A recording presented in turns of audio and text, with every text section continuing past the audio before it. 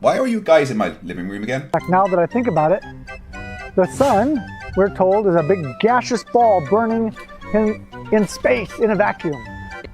By the way, since we're on the subject of vacuum,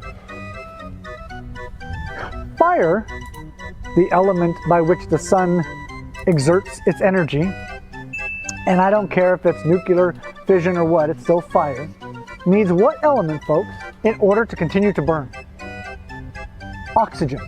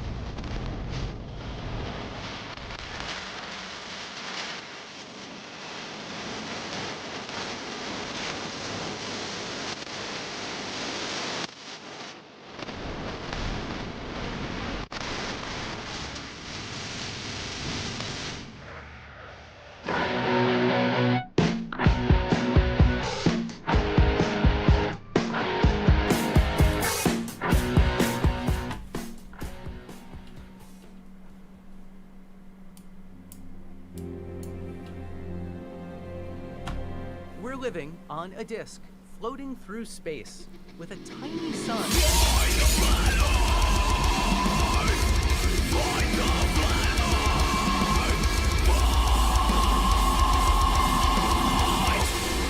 Hello everyone, welcome to another Flat Earth debate on FTFE. I am your host Craig McNeil and we are here once again thanks to the final experiment. Will Duffy literally just kind of chucked a hand grenade onto the world of the Flat Earth and just walked away as it exploded. It was fantastic. I unfortunately didn't get to go to Antarctica, which I was extremely jealous about. But tonight we have a debate between our friend Flatzoid from the channel Flatzoid's Perspective and the legendary Critical Think. Critical Think is a world-leading expert in weight variation experiments. He has done more experiments than anybody else on the planet in this topic. He is the only person that has done this experiment ever in Antarctica, and today he is here to talk to Flatzoid about this experiment because Flatzoid has a lot of issues with it. Let me get the guys up on screen so you can say hello. Thank you guys for coming. Critical Think, hello, welcome to the channel. Hi, thanks for having me. It's great to be here. Absolutely ecstatic. Yes, congratulations on all your achievements and everything you did in Antarctica. Now, obviously, Will Duffy funded, one of the Globers and Darren and Austin, but you had to make your own way there, which meant that you funded yourself. So you have a fundraiser going to help cover those expenses. Would you like to tell anyone where they can get hold of that? Certainly, yeah. So, well, my fundraising link is in most of my videos these days, and Craig has been kind enough to put it in the description of this video here. So, yeah, I totally funded this myself. It's a huge expense, and I would really appreciate if people could help me out because I'm quite cash strapped at the moment. Well, we do appreciate you doing what you've done, and if anyone has any spare money and feels like donating, feel free, link in the description. And if my mods could be kind enough to please every now and then spam the link to Critical Think's fundraiser in the chat. Obviously, talking on the other side today is Flatzoid. How are you doing, Flatzoid? Good. Thanks for having me. No worries. Have a discussion. Yeah, and I just want to say, yeah, if Craig gets 10 likes, he'll donate all his super chats to Critical Think tonight. Wait, what? Shit, there's 42 already. What the hell? I enjoyed having you on the other day talking to Dave McKeegan. Pretty sure we went into some kind of alternate timeline because there was no shouting and stuff on my channel. It was very strange, but quite enjoyable. So hopefully the same can happen tonight. Hello to everyone over on Flatzoid's channel. I hope you are enjoying the show. Make sure you support your favourite creator over there, Flatzoid. And Flatzoid, I do want to say congratulations for absolutely smashing Nathan Oakley in the view counts. That's to be applauded. Anyone doing better than Nathan Oakley is a good thing, frankly. So good job. His channel seems to be the only one that's not grown because of this, but hey. Right, we're going to do 10-minute openers to go over your points and then into an open discussion. Do you have any preferences to who you'd like to go first? No, Critical can go first, it's fine. Right, Critical, over to you then, 10 minutes, and let's hear what you have about the experiments that you did and why you think they show that the Earth is rotating. Okay, well, this is my first time debating, so I'll have to ask Flatzoid to go gentle with me, please. And I'm going to share. Yep. I hope this works. Yep, that's perfect. Right, so this I can start now. I got to rush through this because I only got 10 minutes, and it's a long topic. But anyway, so I'm saying that the globe is confirmed because weight change measurements during the final experiment by the legendary Critical Think, which is me, they confirmed the globe and the reasons for that. So, yeah, there we go. So this experiment is about taking real-world measurements, and it's to test the WGS-84 model gravity predictions. So we're not making up any correlation or anything. We're testing a prediction. So the causation is already established. So when something turns around, like rotation of the Earth, there's a centrifugal force. That's just normal. So that's just well-known science. That's a causation of a force, centrifugal force. There's also gravity, whether you believe it or not. There's gravity that is another force, and a pair of scales measures it. So we go here. These are the formulas if the Earth were a perfectly rotating sphere. So these are the causation formulas. And because the Earth is a ellipsoid and not a perfect sphere, then we've got the gravity equations that come with the WGS-84 model. Now, I didn't make these up, but I am going to test them with my measurements. So before going to Antarctica, we did some predictions. You see, so Sydney, 1,055, etc., and Union Glacier, 1,380. This is even before I set foot in any of these places. And you've seen this graph before. So the red line is what the globe model, that equation predicts that the weight, that the mass should weigh. And then the green line that closely follows it is what I measured. So we have our model and we have our test for the model by going out and doing real-world measurements. And then when I normalize the results, I get the prediction is the green line, and all the measurements points pop up on the green line. I also test what's called coefficient of determination, which is R squared, and this tells us exactly how well the model predicts the results. And for my trip to Antarctica, this calculation says the WGS model explains 100% of the variation. So there was a variation in weights, but the hypothesis explained this variation 100%. So Flatzoid has said that I failed very bad in understanding about what science is, but didn't really explain that. And it says the incompetence to not even calibrate his scale has invalidated anything he had done anyway. So my reply to that is the inability to understand the experiment invalidates any criticism of the experiment. So first you have to understand what you're talking about. Now, the flatty folly is you have to calibrate the scales every time. So this is a misunderstanding of the experiment. If we were to measuring an unknown mass. We always have our calibration weight. Now, if we were to calibrate the scale every time, it defeats the whole point of the experiment. You would just be proving that 100 kilogram mass weighs 100 kilograms after calibration, and it would make the experiment similarly useless as taking a spirit level on a plane. So Flatzoid has also said that correlation cannot imply causal relationship. And yes, that's correct. But in this case, correlation doesn't imply causation. It refers to the inability to legitimately deduce cause and effect relationship. Now, solely. So if you have nothing else, if you just have a correlation and nothing else, correlation does not employ causation. But I am not deducing the cause and effect relationship, right? It exists. Centrifugal force and gravity exists, and that is the cause and effect that I am testing. So causal analysis is the field of experimental design of statistics pertaining to establishing cause and effect. It involves correlation, right? Yes, we did correlation, the results correlate. The sequence in time, cause must occur before the proposed effect. Got that. Plausible physical or informational theoretical mechanism. Got that. We got a mechanism for the observed effect. And we eliminated the possibility of common special causes. So there is no competing hypothesis for this weight variation. 5 minutes so left. We only have one. Right, so there I calibrated the scales once, measure many, and what would cause the weight to change so significantly?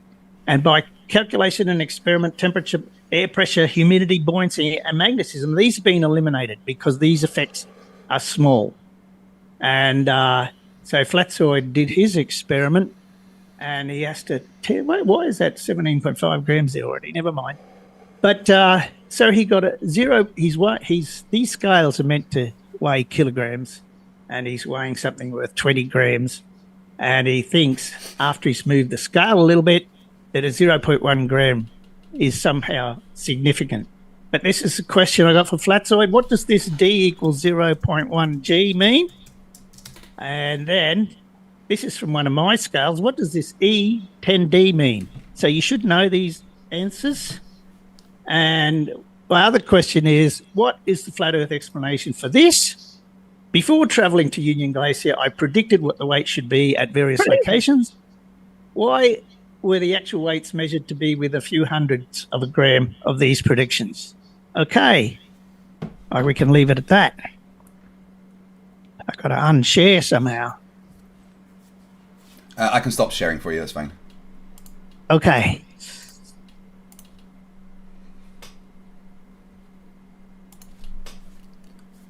Got 3 minutes 20 left.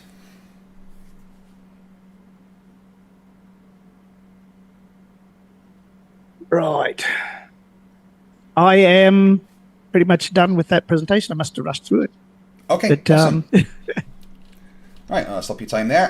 Thank you very much for that. Critical Think, guys, once again, you can find the information for Critical Think's GoFundMe to help cover the costs of him going to Antarctica, which he funded himself, both in the description and now, as my amazing mods will be posting it in the chat. Thank you very much for that. Flatzoid, over to you for your 10-minute introduction as to why you disagree with everything that Critical Think has done. 10 minutes starting when you start speaking. Cool. Actually, I don't need 10 minutes, but to say thank you, Critical Think, for coming and making my point and literally refuting your own argument in your own opening statements.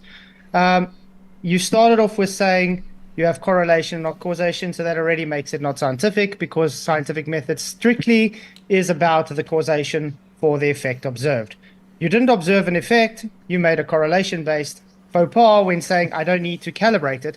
The whole reason you say you don't need to calibrate it is because it will give a different result. It will give the same result. So therefore, the scale is going to give a different result. Just by moving it alone changes the scale's weight. Yes, temperature does change it. Was it cold in Antarctica? Yes, it definitely was, so it would change it. If you say minuscule, but remember, you are not controlling any of your variables, so therefore it cannot anyway be a controlled, valuable experiment. Also, I would love you to actually provide us with an actual scientific hypothesis so we can go through it, because you don't really have an actual IV and DV for your presumed cause that you are claiming to be correlated. Secondly, you are saying to me that because I have a graph, therefore science. No, graphs don't make science.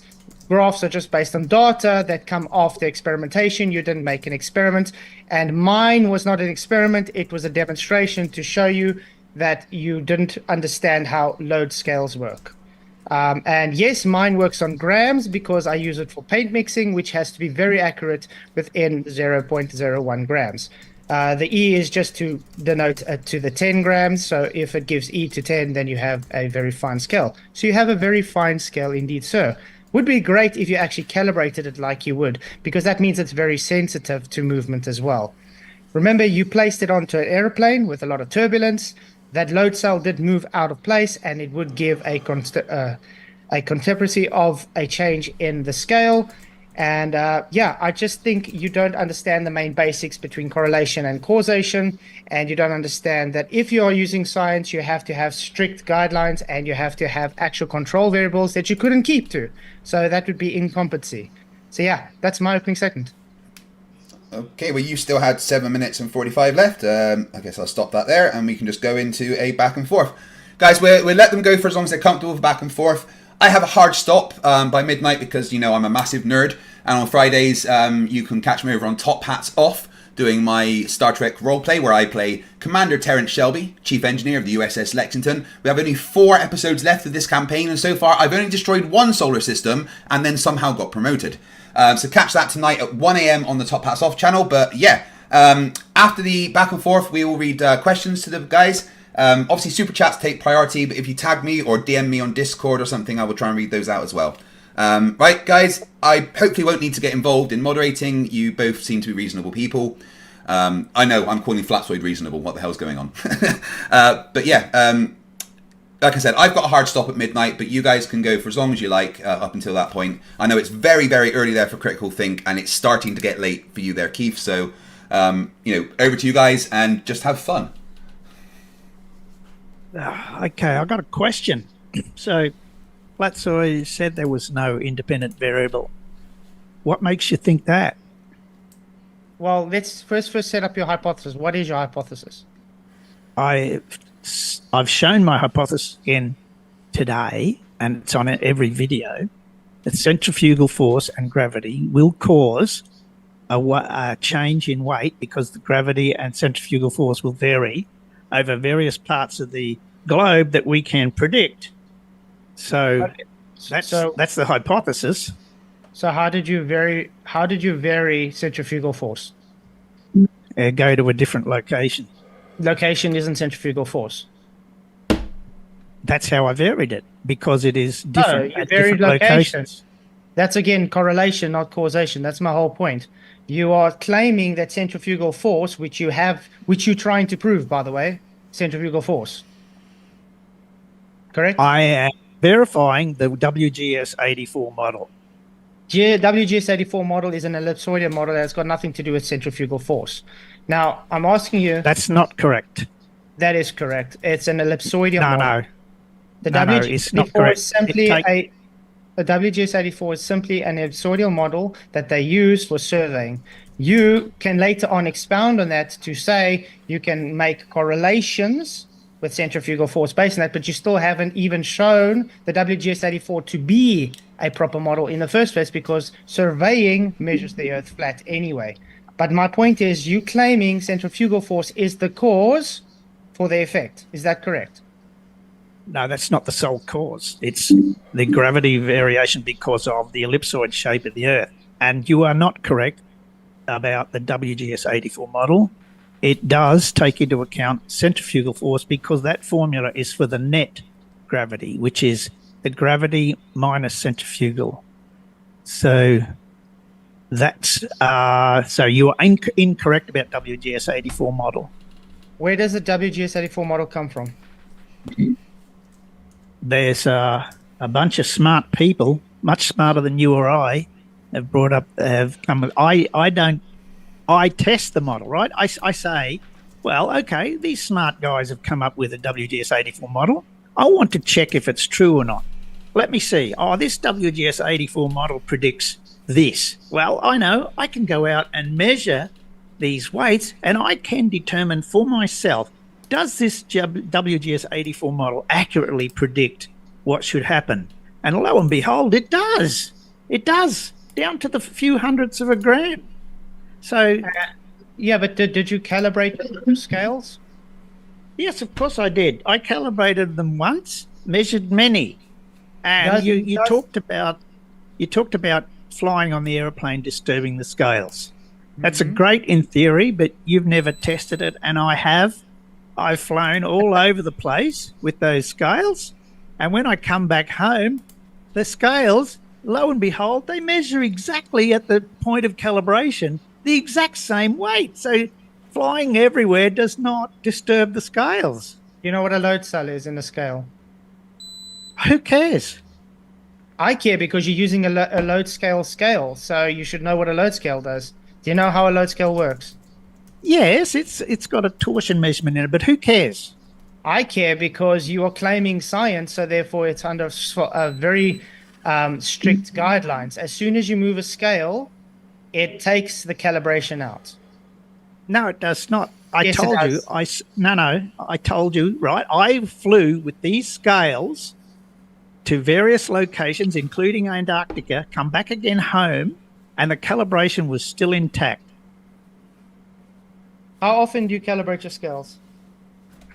Oh, this one I haven't calibrated for 6 months.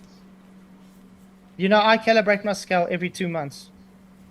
That's okay. That's You know because why? the way. That's okay. That's because the way you use your scale, right? The way I'm using the scale, first of all, I've got a very, very good scale, and it keeps its calibration.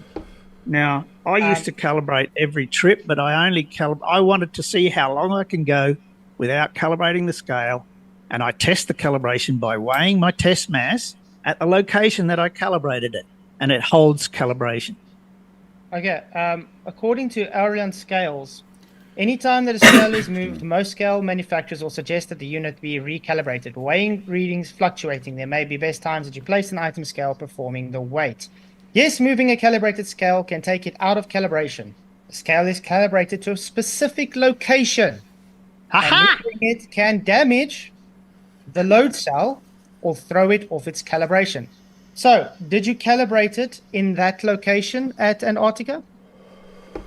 I think I explained already that would invalidate the experiment. That would be stupid. Not an experiment, and this is my whole point. So, in other words, you literally taking false correlations and claiming it to be scientific because you are incompetent to be able to scale to go and calibrate the scale. And I want to ask you another thing: would a 100 gram, let's say you take a kilogram scale and you calibrate it where you were, okay? Should Yes. that weight be physically heavier at the poles? I don't know what you mean by physically heavier. What does that mean? You said centrifugal force, so to change its physical weight. So something weighs, right? It's physically one mass all the time. So when the force acting on it, like centrifugal and gravity, makes the weight different. So when I take a measurement with a scale, that is a physical measurement, and the measurement will measure different, yes. Huh. So the physical weight changes. Did you test this by calibrating the scale again to make sure that this is true? If I calibrate the scale again, the weight won't change. It will still be 1,000 grams. So why would I do that? That's not the point of the experiment. So in other words, it is a, how can I put it, a rigged, not experiment. I don't know how you make that conclusion. So let me just say this. Flatzoid goes and calibrates his scale at home. Then he goes to Antarctica and he calibrates his scale again. Flatzoid has proved that 100 grams mass weighs 100 grams mass after calibration. So great experiment there, Flatzoid. This is, yeah, so in other words, no weight change. Critical. No weight change. Say that again. So in other words, no weight change then. So the weight Well, change. you've is not- invalidated. so in other You've words, invalidated. No, you've the weight invalidated your own change. argument. So in other words, it's not the actual weight change. It is correlation based on the movement of the scale, which takes it out of its calibration.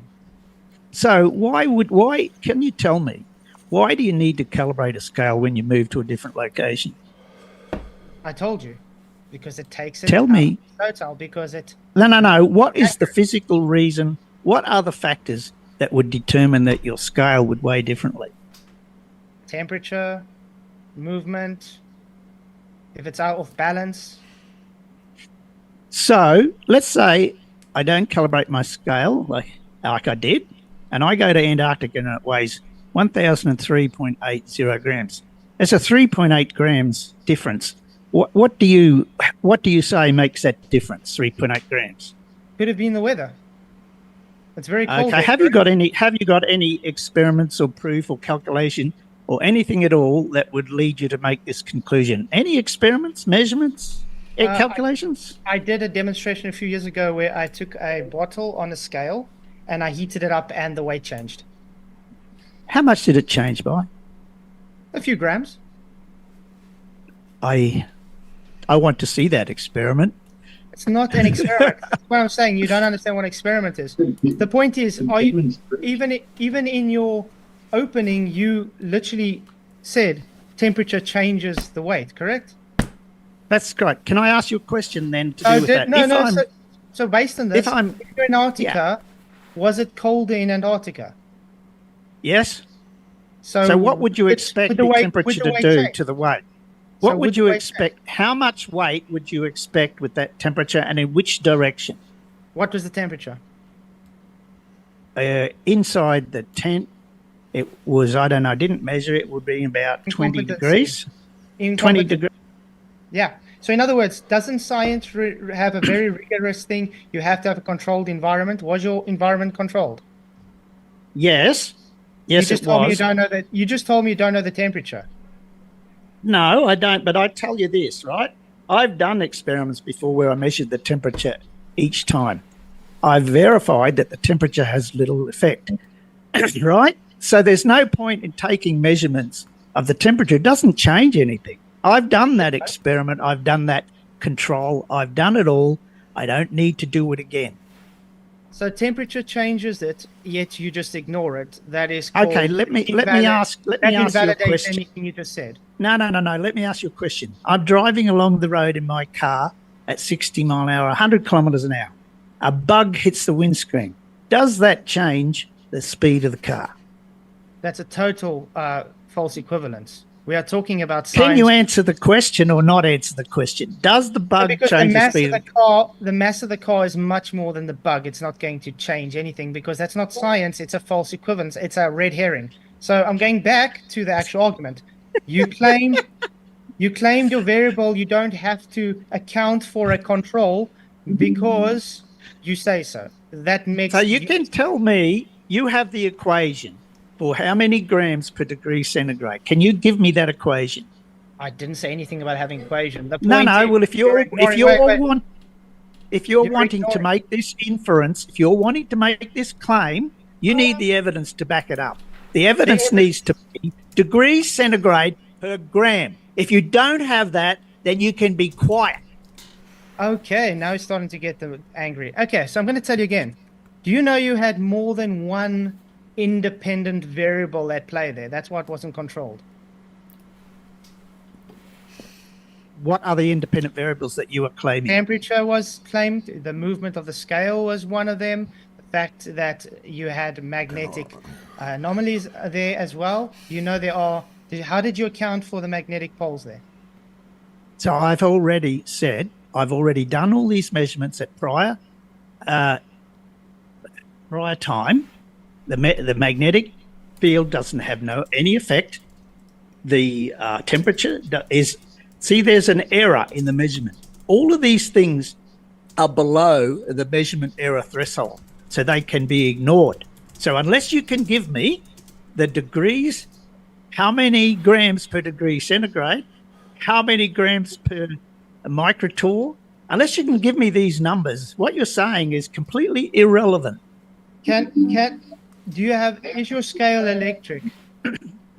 Oh, it's got music. electronics in it.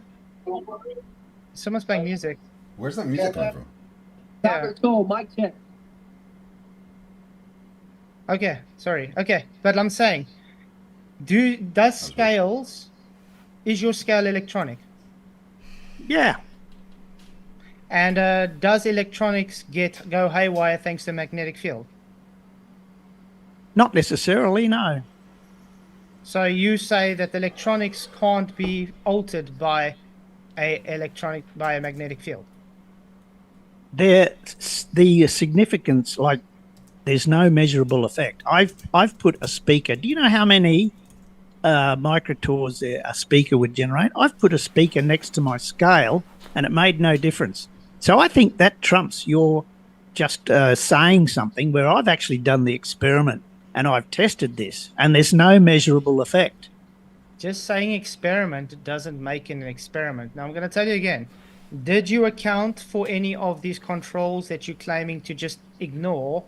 Because if you're claiming science, you need to have controls, and those controls need to stay constant. When you tested it at your home, were those controls set the exact same control when you went to Antarctica? I don't need to do that. Now, let me ask you a question. Let me ask you a question. When you weigh your paint, do you go outside and measure the height of the tree next to your house? Why do I need to do that? Exactly. Thank you. Is that science? Measuring a height of a tree science? Can be. Of course, measuring anything is science. Measuring a height of a tree is not science. What's the cause and effect for measuring the height of the tree? Please go. Go ahead, tell me. That's right. It's irrelevant. You don't need to do it. Same thing, I Because don't need to it's measure not the science. temperature, because the If you're height doing of the science- tree, Wait, the height of the tree has nothing to do with the measurement. That's the science. Okay, You, listen, you, listen. as an engineer, right? This is my job. This has been my job for many years, right? You work out what are the effects that you need to take into account on. I've done that. I've done experiments to determine that temperature has little to no effect. Buoyancy has little to no effect. Magnetism has little to no effect. I've actually measured it. What have you done, Flatzoid? I'm calling you out and saying it's not scientific, first of all. That's just that's nothing. No, it's not you haven't provided science yet. You're saying science doesn't make it science. So I'm going to ask you again. I'm not going to let you dictate what science is. Guys, one at a time. One at a time, guys. Let Flatzoid, if you could just ask your question. Try not to, tell him what he thinks, because obviously that's getting things a bit tense. So if you could just ask your question in a polite way as possible and give Critical a chance to respond, that'd be wonderful. Okay, cool. So, Critical, think. Science is supposed to be repeatable. I think you would agree with that. Yes. So how do you repeat something if you don't have the same controls? But when I'm telling you now, I don't need to keep the temperature constant. As long as I keep the temperature in the range of 15 to 30 degrees, then the scale is rated with that temperature. I've tested it that the scale will weigh the same in that temperature range. I don't need to control the temperature. That is the only control I need for temperature, is just keep it within a reasonable range. Okay, so in case you didn't realize, you just didn't then do a repeatable experiment, and therefore it's not science. Because to do a repeatable experiment, you have to keep all the variables the same. That goes for control variables as well. No, that's not true. There are variables that are insignificant. Temperature is insignificant. You don't have to keep it the same because it has no effect. I don't go outside and measure the height of the tree because it's not significant. I mean, the tree has mass. Maybe it will affect my scale some way. Oh, I should know. I should measure the tree. You never know. Oh, my God, the tree could affect the scales. Oh. I don't think you understand what's really going on here. I'm going to try it another way. Let's say you are trying to I'm trying to think what experiment can we go through. Let's say you're trying to prove that that conductivity creates heat energy. Okay?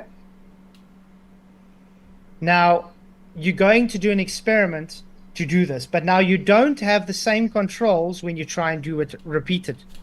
Will that be a valid, repeatable scientific experiment if you didn't follow the first hypothesis and experiment? So I'm not sure what you're getting at there with that. I've repeated this experiment many times. So can you explain to me, why is the weight exactly pretty much within hundredths of a gram? Why is it within a hundredths of a gram of my prediction? It could be anything. If you're saying temperature, pressure, why is that the weight is always spot on within a couple of hundredths of a gram of the prediction? Why is that? Is that random? Why does that happen? Well, you didn't have any controls to say what's the No. so it's not If scientific. I had no controls, the weight would be random, right? I would not be able to predict it. But I predicted it and it weighed within a couple of hundred grams of that. You need to explain that. If you can't explain that, then you stop asking stupid questions. Okay, I'm going to ask another one. Did you do that? Did you do multiple weights at Antarctica or just the ones? Multiple, but you still didn't answer my question. And What causes the prediction to be spot on? Wait, and when you did those multiple measurements, did they all differ? Of course they're going to differ by a couple of hundreds of grams. Of course they are. But So why is it an invalid scientific experiment? Thank you very much. Not at all, you Cannot understand. repeat. You cannot repeat and get the same results because you cannot control your experiment. So therefore, not a valid scientific experiment. You just literally Right. made. I just want to say a few things to refute that, right? Flatzoid, you do not understand experiments. You don't understand error. You don't understand error tolerance. I know that every time you weigh something, it's going to be, I could weigh something right here now and it would be a couple of hundredths of a gram different. But that does not stop me from detecting a difference of 5 grams, a difference of half a gram, just because the scales are not only accurate to within plus or minus 0.03 grams. That's engineering, that's science. You don't understand it. So you have not yet explained to me why the weight was a couple of hundredths of a gram from the prediction. You haven't given me that explanation. Why are you avoiding this? Okay, I'm going to try this again. Just saying, no, you don't understand doesn't mean I don't understand because I've clearly shown you have no idea of what science really is. So let's do this to the bare minimum. What is a scientific hypothesis? But before we move on to that, just for the sake of fairness, I did get critical to answer your question as well. He is just asking one very specific question, and that is, why did his prediction match what was in reality? Could you just quickly address that, and then we move on to whether you think it's correlation or not? Why do you think it was that his prediction so closely matched reality? And then we could totally move on to your question there, Flatzoid, if that's okay. It didn't. The fact he even said he measured it multiple times and he had different measured readings. Yeah, correlation again is not causation. So I've answered it. It didn't give what you claimed because it's close enough, so therefore it's true is not science. So again, what is a scientific hypothesis? Critical think. I don't think he answered the question. Can I expand on that? Yeah, Flatzoid, is it okay if he just expands and then he answers your question? Is that all right? Just to give him a chance to respond, and then we will get to your question, I promise. Yeah, over to you, Crickle. So just because it weighs slightly different at one location doesn't explain that it was plus and minus 3 hundredths at one location and then plus or minus 3 hundredths at a different location, or, a few hundredths, a different location, a different number, a different prediction, nowhere near the prediction of the first one, right? The predictions are vastly different, yet the scales weigh within a few hundredths of each prediction. We're not talking about the weights we take at one location. This is multiple locations with very different predictions. So how do you explain that in Santiago it weighs 1,000.35 or something like that, And in Antarctica, it weighs 1,003.80, and I predicted it, and it weighed that. How do you explain those two different locations? Cool, are you going to answer my question now? Like we say, 100% will get your question, but just why do you think there is those differences? Just a quick, like, 30-second response. And I already explained it. Pressure, temperature, movement of the scale, magnetic fields. If you just know what a scale does with movement alone, you'll know that it gives difference. The fact that you had little change, like you said, is literally just based on any other variable. You cannot pinpoint a variable because you didn't control for anything, which means it's incompetence, which saying this is not a scientific experiment. So can you please tell me what a scientific hypothesis is, please? yeah, I feel like that. Well, even if you don't agree, that was an attempt at an answer. So yeah, 100%. I'm happy to move on to the next bit. If you are critical as well, to just move on to Flatzoid's question. Is that okay with you? I will. Excuse me. I can move on, but he's obviously making several errors in his logic there that I would like the chance to correct at a later point. Yeah, absolutely. So, I'll make a note, put a pin on that, so that once we've kind of done the back and forth, you can go back and kind of cover any extra points that you feel. But just for the sake of the conversation, to move it on right now, give Flatzoid a chance to ask his question and then respond to that, and then so once we can go back. What is a hypothesis? Is that the question?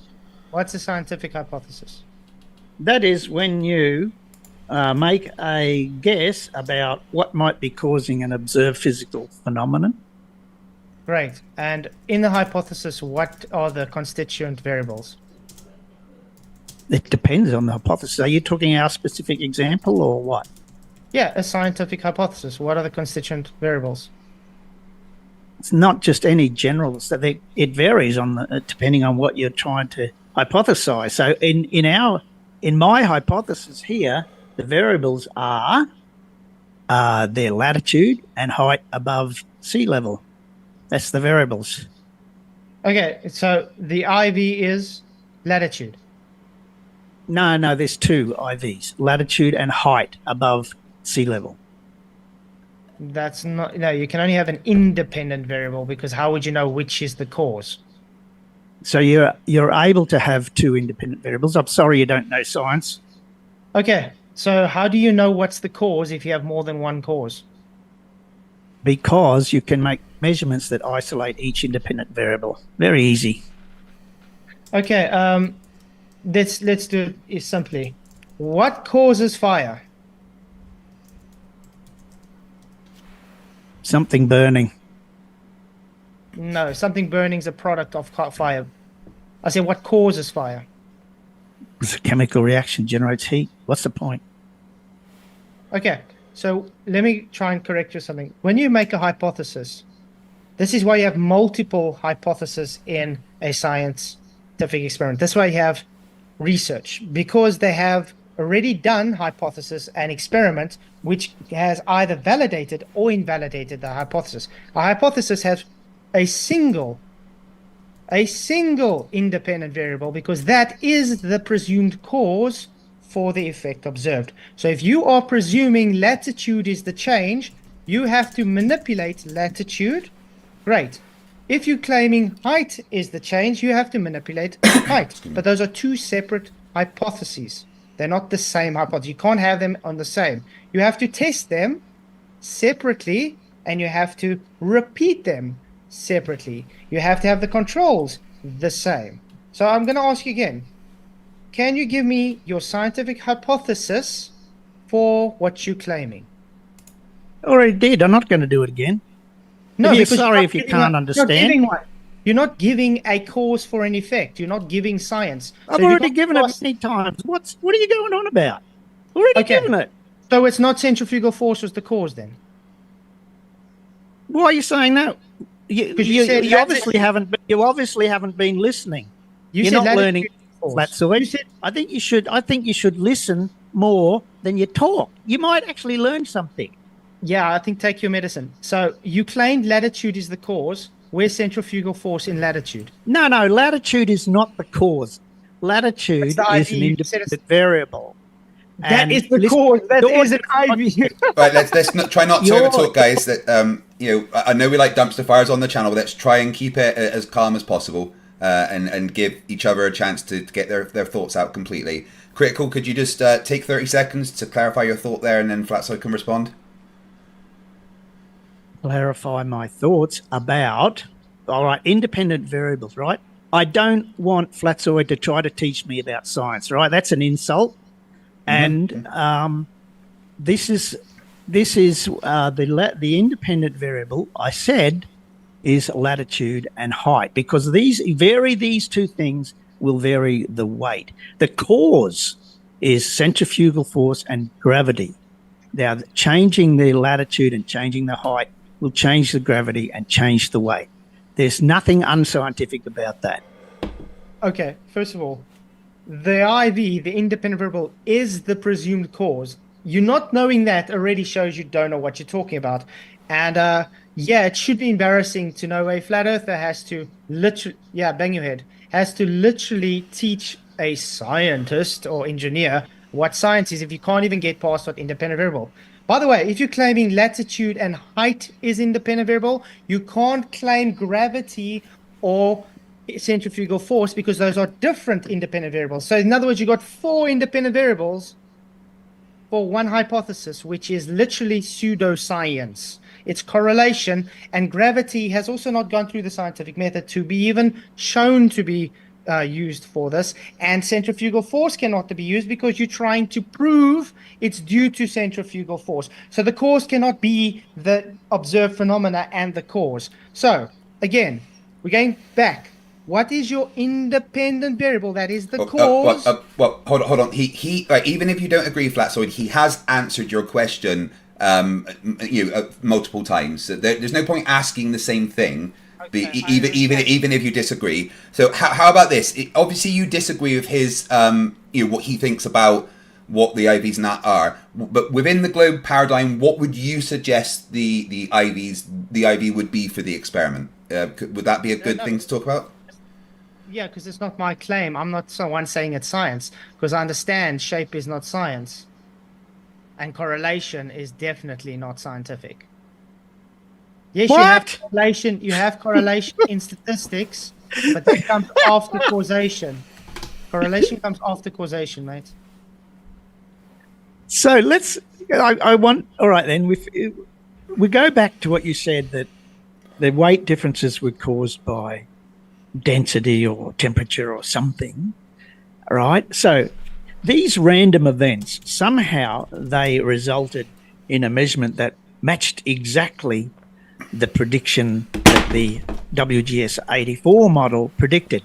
So how can it be that random factors like temperature, pressure, magnetism, how can these random factors magically come together and make the weight exactly within a couple of hundredths, exactly like the globe model predicts? How can that happen? Great. I'm going to ask you, I'm going to play a bit of a scenario for you, and then we're going to say how it literally plays like you. I predict that when I drive down the road, I'm going to see a white dove fly from the one tree to the other. 5 minutes later, I climb my car, I drive. Oh, I just saw a white dove fly from the one tree to the other when I climbed in my car. I claim I predicted it before it happened, so therefore I just did science, and therefore I was right. Let's put this into your perspective with you.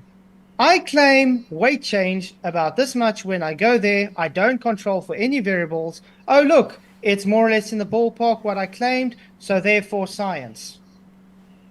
Did that mean that what you claimed was the cause for the effect? Just like, did that claim because I predicted when I drove my car that caused the dove to fly from one tree to the other?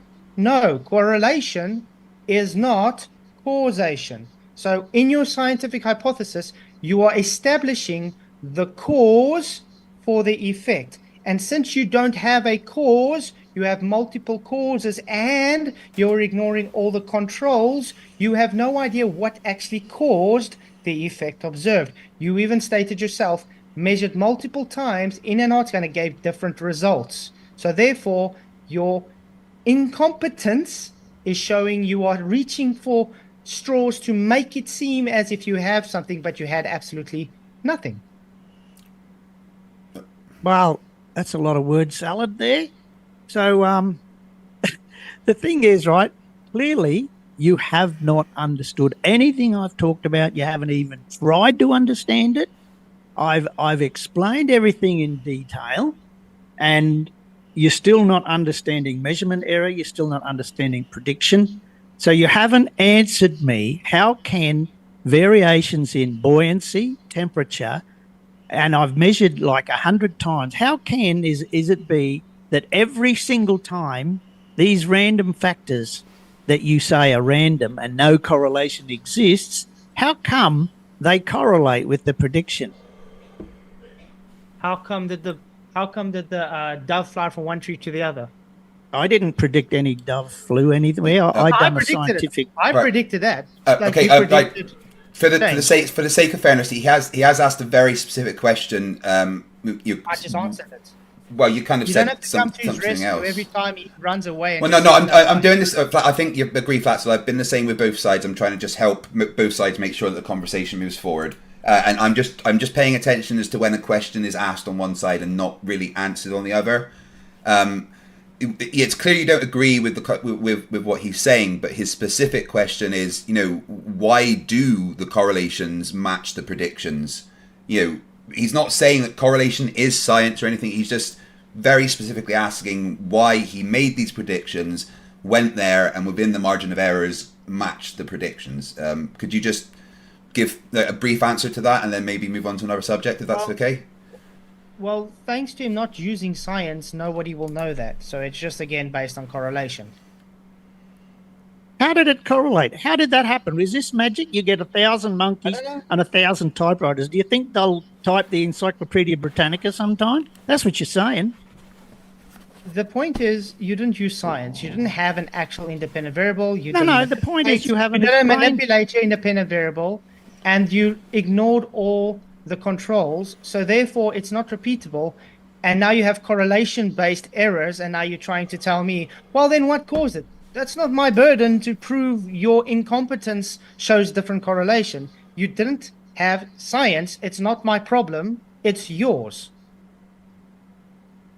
Just a minute. I just got to reply to something here. So you still can't answer the question I just did. about why the correlation exists, even though there are random factors, and you deflect by saying, in your opinion, I did not do science, which is only your opinion. It's not real. So you still don't explain the science of it. You don't explain the correlation that happens to exist by some random events. We have magic, the temperature and the pressure. Magic gives the exact same prediction as the globe prediction. That's magic. Okay, Do you believe in? Okay, what was the temperature at your home when you tested the scale the first time? So magic again. What was the temperature? You had to log it down. You're doing science. So what was the data temperature that you took when you were at home or doing the scale test? I did that experiment way back, about 3 years ago or something. I don't remember the exact numbers. So what was the air pressure? What was the temperature? Yeah, I did that experiment. Okay. I got video on my channel. So you didn't have the data experiment. put down, so already invalid. Okay. I've got the data in the video. Now when you went to What's the Punta point? Serenas, what was the pressure and temperature again? I don't need to take those measurements because they have no effect, no measurable effect. Okay, then what was the temperature and pressure when you went to Antarctica? I do have a pressure reading. I don't have a temperature reading, but I don't need to take those measurements because they have no measurable effect. Even without taking those measurements, so? can you explain to me? No. Let me finish. Even if I did not take those measurements, can you explain to me how the weight, even without taking the measurements, the weight was exactly within a couple of hundredths of a gram of exactly as predicted, even though I did not factor in temperature, pressure, anything. I did not take those factors. If what you said is true, then these readings would be all wrong. They would not be exact. They would be way out. They wouldn't even correlate. So what Okay. you said is not correct. I'm going to put you back to where you said you did multiple readings in Antarctica and they were all different. Correct? I think he was referring to using different weights rather than multiple readings. I just want he to said clarify. I've been he making did notes as we the go along. Am I wrong there? Critical. Were you referring to different weights or the same I did. weight? So I did readings at the shack, the halfway point, right? And I already said that on my video. And then I did a reading. I don't remember doing more than one at the camp, a Union Glacier camp. But yeah, but there have been many times where I've done multiple readings at a location. So again, a few hundredths of a gram difference is within the expected error of the measurement. It's nothing to be concerned about. My point about this is that if temperature and pressure need to be measured and I did not measure them, then why were my readings within a few hundredths, of a gram of my prediction? I didn't measure temperature or pressure. Surely that would have thrown it out, way out. It should have been like 1,000 grams that is measured, 1,000 gram, maybe, or you could say 1,000.1. That if the temperature was having an effect. But I measured 1,003.8 right on the prediction, not just some little variation because of temperature or pressure. How can the temperature and pressure make that much a difference? There's humidity at change, there's pressure at change, there's temperature at change, movement of the scale at change, magnetic field at change. Everything can play a little role. I mean, you saw my demonstration where I literally moved it 10 centimeters and I changed it by like a gram. So you 1/10 of a gram. Yeah, well, the point is Within the error of the scales. Within the error of the scales. Okay, so anyway, the point is you are still just hand wave dismissing that you had no control of anything you claim. You didn't even take the data down for what you're claiming to be scientific.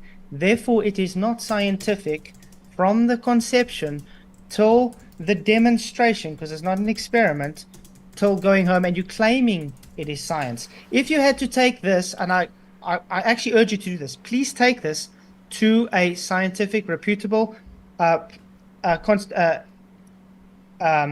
education system and ask them, is this scientific? They're going to laugh at you because they're going to say, first of all, you didn't follow any science, you didn't control any variables, you just handwave dismissing everything that shows you don't have data for anything, and you're just making correlation. So therefore, they're going to tell you it's pseudoscience. I just have to close the door here. Hang on. And to think when he did the other, wind was also a wait. To be fair, don't say thing. when he's not here. You know, it's just make Yeah, sure but he's there there. he is Yeah, again. yeah. But yeah, did you take wind into account as well? People complaining. Yeah. Was that a challenge there, Flatzoid, to get some kind of educational authority to check his experiment? Yeah, send it to an educational system and see what they will say about he's not science. Critical, would you maybe consider having some kind of peer review done on what you've done to satisfy any questions? Maybe speak to a local college or something about what you've done? That's okay. You know, I got proper scientists who are very impressed with my work. There's these proper scientists. They wouldn't be like McToon, would they? No. Great. Then I'm happy. I'm McToon. Just ask Santa Spinacci.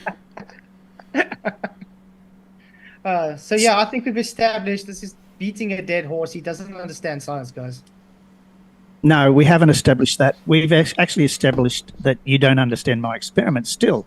Even though I've tried to explain it, you're being very thick about everything, and you're still trying to deflect from the fact that a random variation like temperature and pressure can somehow be like 100 monkeys on 100 typewriters, and one of them will type a novel one day. What was the humidity? Why should I worry about that? Another variable you didn't control for. I told you already. I've done the experiment, measured humidity, measured pressure, measured temperature, there is no correlation. The effects are smaller than the measurement error. I've done the science. Why are you ignoring the science, Flatzoid? Okay, what happens when you take a weight up a mountain, a scale up a mountain? It weighs different. Does the density of the air change the weight as well? Yes, but there's no correlation. So was the density of the air different in your locations? Which location? You had multiple locations. All the densities of the airs were different. Of course, the pressures were different. densities are different. I already told you, explained to you. I don't know why it's so difficult for you to understand this. This has very little effect. It's not measurable. The density changing is not a measurable effect, and Is that so? it's a random effect. A random effect cannot produce a correlation. That's science for you, Flatzoid. Do you know about science? Oh, so no, you- you don't. So you're saying density of air doesn't change measurable weight of a scale? Do you mean density, That's Flats, like- or pressure? Just to clarify, people are asking, do you mean density or pressure there? The density of air is based on pressure, yes. So the bug hitting the windscreen argument. I got it. No, that's again a false equivalence. I'm asking you specifically. No, it's not. If It's you exactly stick, if the you same. stick a scale in a vacuum chamber and you evacuate air, does the weight change? How much does it change? Quite a bit. How much? Where's the Depends on the experiment? weight. Where are the measurements? Okay, I'm going to quickly get something. Give me 2 minutes.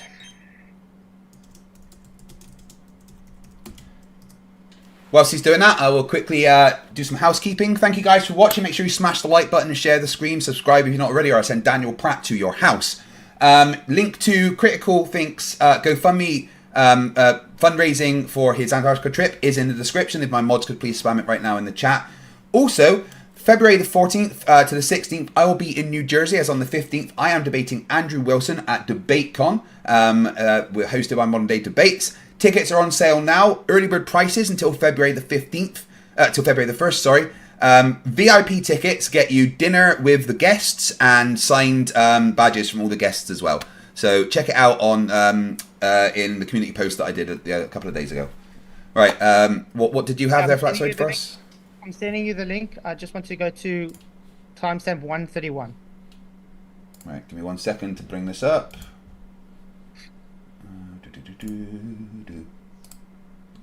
Pop up Google Chrome, and I'll show that to you guys as well. 1 minute 31, did you say? Yeah.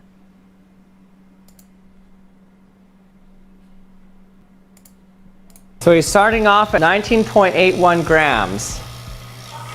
As soon as I turn on the vacuum, though, he starts to gain weight.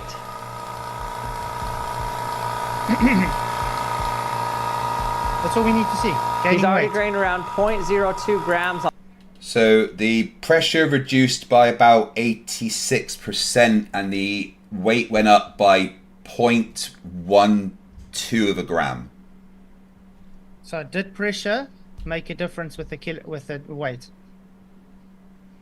I've never denied that. But you're not... Okay, great. No. It's like, does it again.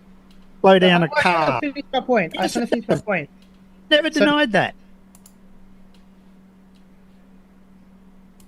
And how did you see that? That was an 80%, like what, Craig? 80% change in pressure. You'll never get that in the real world. And then there was whatever it was, a small change in grams. That's still not 3 grams, right? That's 0.1. So how you still haven't explained a 3 gram difference, 3.8 gram difference? Okay, so I'm going to ask you again. This was one variable. That showed the independent variable changed was the pressure, okay, the air. That was one variable. Now, what happens if you had to change the temperature as well, the humidity as well, you had some magnetic flux, and you had to move the scale? Would it give a different reading? So, yes, okay, a little bit, right? But it would never correlate. It would never line up. It would never match the prediction, because all of these things you say affect the weight. They would make the weight wrong. I would never be able to correlate the measurements if what you say is correct, right? Because the weights would be all over the place, but they're not. those effects are less than the error of measurement. Okay, then I got another one for you. Are you going to go again to Antarctica to make the repeatable thing and see if it gives the same results? Oh, come maybe on, I it will one day. But why do I need to do that? Because I go many places the same over and over again and repeated this experiment many times. Why do I need specifically to go to Antarctica? Because that's called repeatable experimentation. But What I've do you- repeated this in many locations. Why do I need to particularly go to Antarctica? So different locations give different results, correct? I've been to different locations. Why do I need to specifically go to Antarctica? No, different locations give different results. Yeah, I've done that. Why do I specifically need to go to I'm just Antarctica? asking. It's a yes or no question. Different No, locations. so why? Why do I need to specifically go to Antarctica? Don't ask me a question. Just answer. You should answer the question. Does different locations give different results? Why do I need to specifically go to Antarctica? I'm asking you a specific question, not go answer another question for me. What does happen when you change location? Does it give different results? I've answered this 1,000 times, and I've Would you mind- told you already. I've gone to many locations, repeated the results. Why specifically do I have to go to Antarctica? Just you go to for the those sake of same just for the places? sake of fairness, Critical, would you mind just directly responding to his question, just so we can move the conversation on? He's asked, does going to different locations give different results? Would you just mind giving a yes or no answer to that? Yes. Okay. Great. So did you go to those same locations multiple times and get the same readings? Yes. Right. You just Okay. said you got different readings in Antarctica. So how that doesn't make What is sense. what? You said the same location get the same reading. So yes, within the measurement error, yes. Without taking any variables into consideration. I did take variables into consideration. So you did take temperature into consideration. How did you account for it? Temperature is not a significant variable in my experiment. Can temperature change, even if it's minuscule, it can change their experiment results? Yes. Okay. And humidity does the same. Moving the scale does the same. If it's not calibrated, it does the same. Magnetic field does the same. How many more variables do I have to account for that is not accounted for in your not experiment? So they're all accounted for. I've already told you many times. I'm going to repeat again. They are all accounted for because they are insignificant. So if they were significant, I would not get the result. I would not get the correlation. I would know that there is something wrong with my experiment because the results do not match exactly within measurement error. I would know that I've missed out on a variable if it does not match. I've got the correlation. How do you explain that random things like temperature, pressure, etc., can produce an exact result? How does that happen? Magic again. You like magic, don't you? I'm gonna teach you some more things. You see, I've got one spoon here. Now imagine this spoon changes the scale on the weight on the scale by 0.5%. Now I place another spoon. I've got two spoons on there, and it changes it a bit more. And eventually, now I've got 6 spoons on there. Now it has maybe a 0.25% difference. Do you understand? Each spoon represents a different variable you didn't control for. Do you understand those variables you didn't control could all together cause your discrepancy that gives what you claim to be the cause? So in other words, you can't make a deduction that what you claiming is the cause for the effect observed. It could just be the conglomeration of all the little bitty spoons placed together. I'm going to answer that.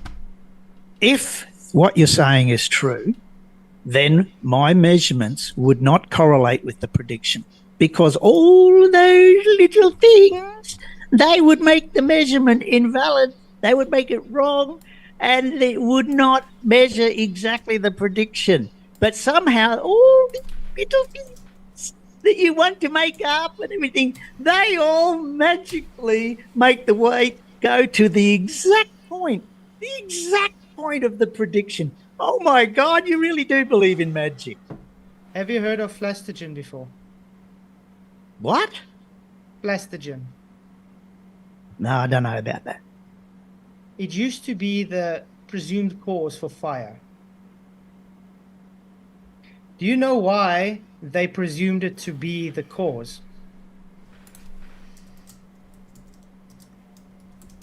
What are you talking about? For the exact same thing you were doing here. It was correlation. So, do you understand when something is correlated, it doesn't make it causative? So your claim that it is the Earth rotating, making the weight change, is not showing to be true because you are giving a correlative claim, not a causative claim. Do you understand that? So you've got it backwards. I've specified the causation. I'm just making a measurement to verify it. No, you haven't shown any independent variable being manipulated to say that's the cause. Yes, I have.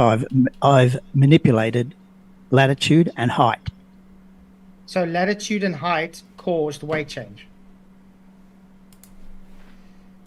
Why are you so stupid? You just told me the independent variable manipulated was latitude and height. That's the cause in a scientific experiment. No, that's just your words. That's not the scientific method. You're just making that shit up. So latitude and height didn't cause weight change. No, it's the centrifugal forces. What is the independent variable for the centrifugal force is latitude and height. That's not so difficult. Why are you making it so difficult? So centrifugal You're trying to play a semantic game instead of looking at the science. Did you manipulate centrifugal force or did you manipulate your location? I manipulated the centrifugal force by changing location. Okay, let's take a merry-go-round and it's spinning at, let's say, 500 RPM. Okay? Does the centrifugal force change when you move location on that spinning turntable? If you move around the rim, no, but if you move towards the center, yes. So you have different tangential velocities? Yes. Great. Are you able to prove that that merry-go-round is spinning? I think I can look at the merry-go-round and see that it's spinning. I don't know what else you want. Okay, let's say you're an ant. Very small, and it's a huge spinning merry-go-round. I'm playing Globo here. And you're going from the center of that spinning merry-go-round and you're moving outwards towards the edge. Are you going to feel a difference in centrifugal force? Yes, and you can measure it. And that's how you can know you're spinning. Okay, how would you measure it? With a measuring device. How would you measure it? So if you get your scales and let's just say if you get your scales and any device that measures force in a horizontal direction, you could use it even with the accelerometer on your phone. You could hold your phone up and you would see what the G-forces are in the horizontal direction. And then as you move towards the outside of the merry-go-round, it will change and it will match exactly the centrifugal force formula. That's how you would measure it. Oh, so you calculate it, you don't measure it. Can I just find my oven mitts somewhere? Oh no, sorry, I don't have them. Do you want this? So I'm going to ask you again. So did you use calculation based on correlation or did you make actual measurement? Can you ask that again? What? Did you use calculation based on correlation or did you use actual measurement? So I showed you the formula for what the gravity should be. I calculate what it should weigh, and then measure, and it weighs the same. It doesn't weigh anything else. It weighs the same. So And then you correlate the result, and then you find that your prediction is matched by the measurement, and therefore the prediction is valid and relevant. So correlative. Okay, so my point what I'm making is you claimed I can use the phone to measure the G forces, and because I'm an ant now, moving outwards to the rim, I am able to see a difference in this G forces. So therefore, my calculations show that there is a centrifugal spinning force, correct? No. So what you've done is you've hypothesized that there's a centrifugal force, and then you tested it by first calculating what you should read on the G meter, and then going out and measuring it. And when there's a pretty close to 100% correlation, you can state, well, there's no other reason, there's no competing hypothesis. The best hypothesis I have is that I am rotating. Great. So that's causation. I mean, that's correlation, not causation. So how do you know it was based on the spinning merry-go-round instead of maybe the phone had a faulty software?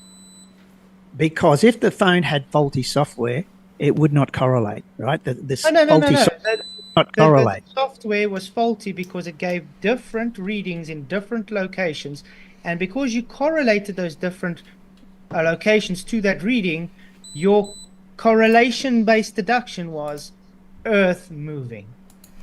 So the correlation that you're talking about does not exist. There is no known mechanism by which faulty software can give the exact same reading as a correlation with centrifugal force. You're not understanding the science. You're not understanding the prediction science. You're trying to make out like some random effect can magically give the same result as a prediction. It's silly.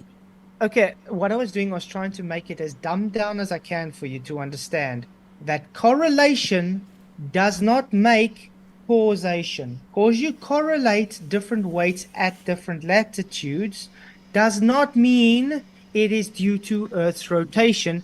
That is just your simply deduction based on correlation. You might as well just say space pixies cause this. If I go and say, it's the same as me saying, okay, you know what, guys? My weight changes in the summer and it changes in the winter. Why does it do this? I'm saying it's because of space pixies. Guess what? I measured myself through the summer and I measured myself through the winter. So therefore, the cause was space pixies. Is that a logical deduction or not?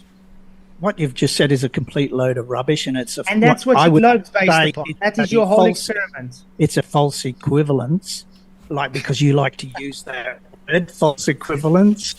And so, what you're how's it a false equivalence? Go ahead. Explain how it's a false equivalence. How is it a false? Let's start again. No. How is it a false equivalence? Go ahead.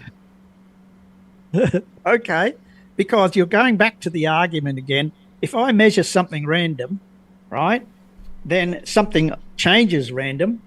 How is that a correlation? It isn't. The answer is it doesn't correlate. That's why, that's why it's random, because it doesn't correlate. The same that temperature and pressure and all of those things, they don't correlate with the location, right? They don't correlate. The reason why you get the correlation is because the causation exists. We're testing the causation, right? We know the causation. We're testing it, right? There is no competing hypothesis. There is no other reason for the weight to change like that, right? If you can bring up another hypothesis, I can test it. But right now I have one hypothesis and it works, 100% correlation. So tell me what the other hypothesis is. I don't need to replace your not hypothesis, but I'm gonna maybe make this another way for you, because it seems like I'm talking to a delinquent. Come on, let's keep it friendly. When you go and you make, I'm making it nice words, guys. When you go and you make correlative data, okay, and you use correlative data to make a graph. Now you've got your data, great. I always see this happening in these latitudes. You didn't manipulate the cause for that. You correlatively took all the data and said, look, therefore the cause is this. You didn't specifically manipulate the cause to say that is the cause. That's what I tried to explain. Your whole globe, your non-experiment that you just claimed, is based on correlation, not causation. So it is invalid based on incompetence and not being scientific. No, none of that is true. And I'll say again, and I have to repeat myself many times here because you still don't get it. But the correlation comes after, right? First you have the hypothesis, right? The hypothesis is gravity is result of this formula. And then you can go out and test the hypothesis, and the result is correlation. The correlation doesn't come first, right? It's the experiment comes first. The correlation is part of the measure of how significant your cause and your effect. So how significant, how closely does the model match the real measurements? That's what the correlation is for. It's not to predict the cause.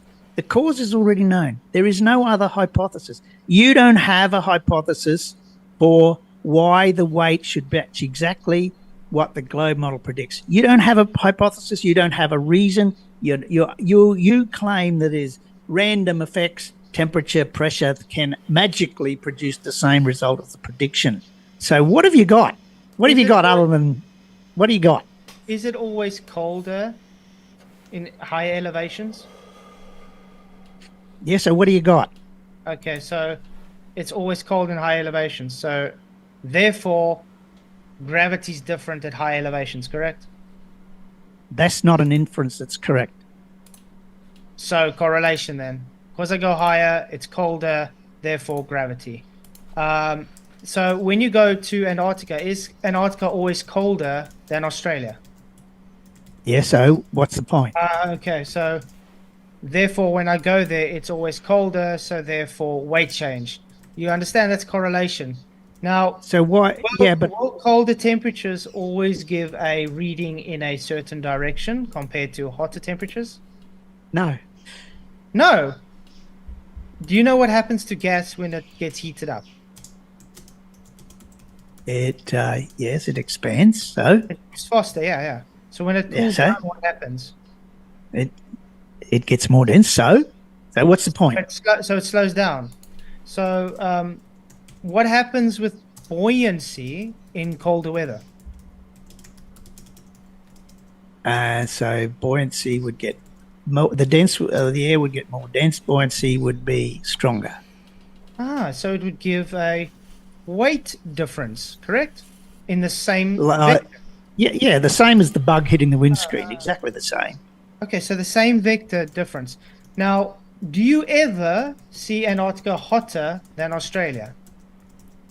If I take my scale inside a tent, and inside the tent it's 25 degrees, is it hotter in Antarctica than, say, Minnesota, where it might be minus 10 degrees outside? Right, do you know the answer to that? So the tent... Tell me, what's the answer to that? Is it hotter in Antarctica if I'm inside a tent at 20 degrees? Now we're making points. When we got what did you then? Can you repeat that? So when we got the tent, because you're trying to obfuscate from the point I'm making. So when you got the tent and you got the heater inside there, is the air now moving faster again? The molecules are moving faster. I don't know what you mean by air moving faster. Right. And when they're heating it up, is there a current inside that tent? There may be. I don't know. Why? Why is that important? So air moving over the scale. Why is that important? Why is that important? So when you were in Australia, did you have an aircon on or a fan or? A window. Yes, why open? is that important? Why is that important? So can wind change the effect as well? Wind can make your scales move, yes. Ah, okay. And That's did you exactly get why you different have and shield. did you get different readings in the tent and in that container? They were different locations. Of course I got different readings. 1.5 kilometers change difference, correct? There was a 30 or so meter change as well. Plus the container could not stay still, so it was impossible to get a correct reading. Ha! So an invalid test. Thank you for proving my point. It's over. No, guys. it was He not. just said impossible to get an accurate reading. So guys, In he the just tent, debunked himself. at the container, it was pretty much impossible to get an accurate reading, but it was still within a few hundredths of the prediction. Do you realise that? Still within You a few just hundredths don't of the prediction. understand. You debunked it once again. It No, I couldn't did give an not. accurate reading. Thank you very much. You made But my I know the reasons why there was no. It's It over. was still within just a few hundredths of the reading I predicted, even though it was a little bit inaccurate. It was still as predicted. So what's your point? It doesn't matter because you said it's invalid because you couldn't get a reading. I never said it was invalid. I said it was slightly inaccurate. So inaccurate. Would you not prefer it to be accurate when making a scientific measurement? When making a scientific experiment, accuracy is something that you work out and take into account. You never aim for 100% accuracy. That's stupid. That's not that's a statistic. scientific That's experiment. statistic. That's You never get 100% accuracy. You take the errors into account. You do an error analysis and you work out, are your results significant, taking into account the error. That's how you do science, Flatzoid. I'm sorry you don't know. No. Do you count the error after or before? I don't understand what you're asking. Do you account the errors after or before the experiment? The errors are done by an error analysis, by taking readings over many measurements. So afterwards. You don't know what the error is going to be before. Yes, You have an idea, but you don't know exactly. Okay, so afterwards. So in other words, I needed to fit my results, so therefore let me waggle it and make it fit my results. Doesn't that sound sort of like No. based upon? No, I object to that statement. That is silly, right? You cannot say that. That is the stupidest thing you've said tonight. Okay, I'm going to put it another way. You know why you think you have Earth curve? You tell me. Because you misplace what we observe as perspective and call it physical Earth curve. Now what you've done with your scales is exactly the same. Guys, I have a discrepancy, but it needs to match what my model says, so let's change it to make it fit.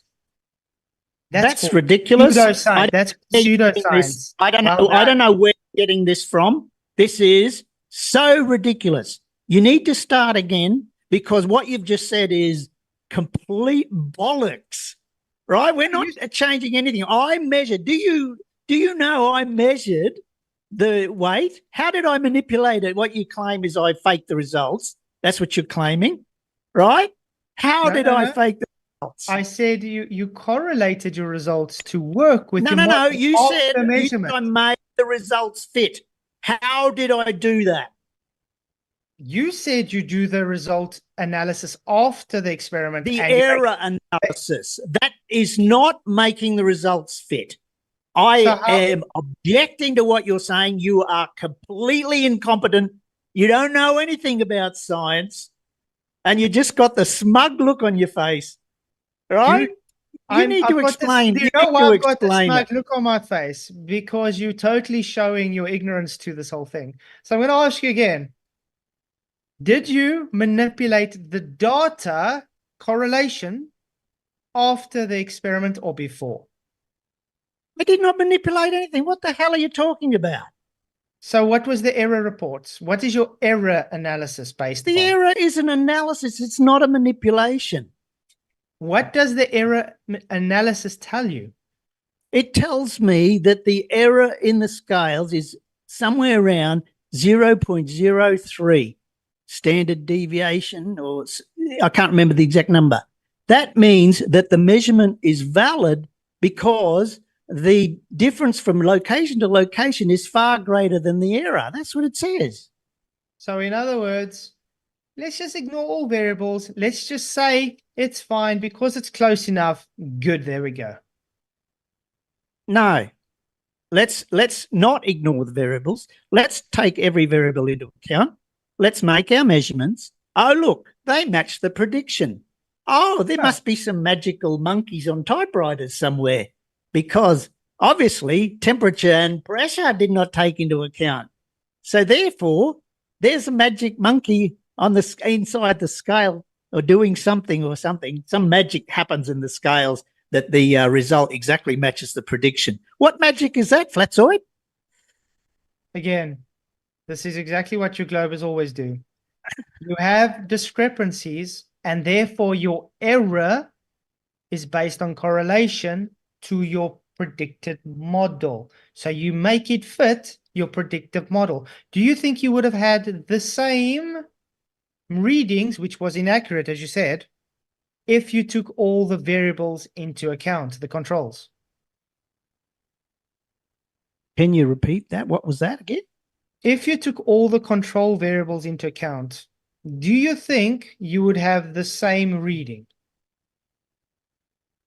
The readings vary because of there's a natural error in the readings. So they vary by a couple of hundredths, a few hundredths. No matter where you go, you're going to get a variation. And I can test that variation by measuring 100 times at the same location. I don't need my results to work out the error in measurement, right? You can measure 100 times in the one location, and you know that you can work out your error from that. So I don't understand the question. I don't know why you have some random effects like temperature and pressure, how they can magically match the prediction. You've never answered that in this debate. You still don't answer it. Can you give me a plausible explanation of why the measurement that I go out in the real world matches exactly what was predicted? And when I say exactly, I mean within the bounds of error of measurement. Did you or did you not say that your scale was inaccurate? I did not say that, right? I've said the scale has an accuracy, right? Now, if you want to compare that to 100%, then you can define that as inaccurate, but we never do that. Now, can you answer my question? So What's the contain? Can you answer my question? This is me I have answering asked the question first. Can you answer my question about why do the measurements match exactly the globe prediction? Can you answer that? This is my answer, and you're not going to like it. The answer is you didn't have a scientific experiment. Okay, let's just assume that what you said is true. How can I do something just random and wrong and everything, and it wasn't science? Even if that were true, how is it that the weights match exactly within the error of measurement with what the predictions were? If I did it wrong, it wouldn't match. Did you put those measurement errors before the time or after the time?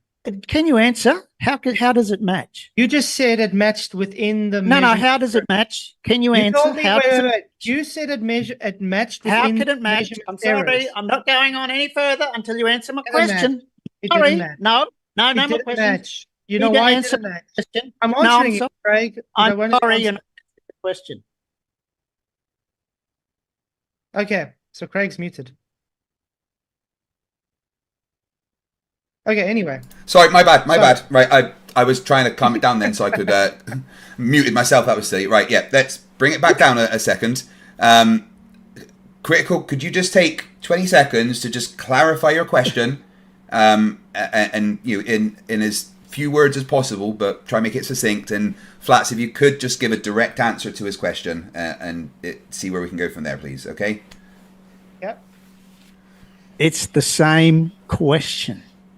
How is it, if I was doing everything wrong, how could it possibly be that the measurements match the prediction within a few hundredths of a gram? How could that possibly be? What's the explanation? it doesn't matter because you can't make it causation deduction because everything was done wrong. It could be pixie dusts from space. I can make a claim and a prediction saying it was pink pixie dust. So, right, Now, just to clarify for everyone, those- yeah, just to clarify for everyone, are you claiming that it's just a coincidence? Then it is. I don't want to strawman you, and No. but I'm not because saying that. Critical I'm has saying asked specifically why he'd made a prediction before he went, and then he got there and it matched the prediction. And you're kind of just, again, I don't want to strawman you. I just want it for the audience to be clear. What I gather is you're saying it doesn't really matter. It could be any reason. There's no way to tell, so it's just a coincidence. Is that a fair assessment? Yes, you can take it that way, but you can also say it could be there could be a different cause, could there not? Critical, how If do there you was a respond to different that? cause, if there was a different cause, how could it possibly correlate? Again, you're invoking magic, right? Coincidence in this case is the chances of it being coincidence. I've done the analysis. Is like 1 in about 1 followed by at least 25 zeros. So I hope you're not a betting man. That's all. Okay, and what is the based on your heliocentric model, what is the chances that Earth should be Earth and we are supposed to be here as humans? Wait, what? Huh? What is the chances that Earth is a habitable planet in the solar system? Let's put it that way. How much zeros is behind that? I don't know. Well, it'd be a 1 in 8. Much more than what you just correlated. So, did that happen? The chances of Earth being habitable within our solar system would be 1 in 8, right? Because there's 8 planets in our solar system. Well, let's say in the universe, have we found any habitable planets in your guys' fantasy? Proxima B has a possible irrelevant. Earth-like atmosphere, but yeah. Could you Well, just let's put it this try way. and clarify your question, because I don't think anyone really understood what the question was there, Flats. So In other words, it's so impossible for something to be the way it is based on your globe model that we live now and have life and everything and working perfect in harmony, much more than his 25 zeros he just put to that coincidence. And he's trying to say something that's more possible to happen to his coincidence is less likely to happen than what you guys claiming to happen with just everything as we are living right now. That's my point. But the thing is, I'm saying it's not coincidence. There could be a cause for it. It has to be because it's observed, as you say. What is the cause? You don't know because you didn't science it. You just correlated it and claimed it's a spinning Earth. Get it? False. What's false about it? I didn't claim. I made the hypothesis. I measured in the real world, which is what you do in science, and then I've correlated the result. And because there's no competing hypothesis, this hypothesis is almost 100% likely to be true. How? How do you know it's the cause if you didn't actually manipulate the cause? Well, I did. Sorry, you haven't didn't. understood. Location Completely change is understood not everything centrifugal I've said. change. I have manipulated the cause. This is just you saying something that's not true. What? Just saying I'm saying something's not true doesn't make it not true. So I want to know, how do you know it's the cause? I probably better be quiet now because I will start to delve into the insult area, and I need not do You that. already did ages ago. it's been relatively calm. Not too You bad. actually did a good job tonight, Craig. I'm trying my hardest. Although you did try and help him a few times. But, Well, I wasn't trying to help him. I was trying to help the conversation. I think I tried to be fair to but both I think sides you for did that. Yeah. I think you did a good job. So I'm Well, giving your you- chat timed me out for some reason, Flats. I thought I was being nice over there, and they just timed me out anyway. Ah, Yeah. sorry guys. Okay, so yeah, I think I've made my point. He hasn't brought science. He hasn't done anything Ah! other than correlative gestures, and he doesn't even understand what science is. Huh?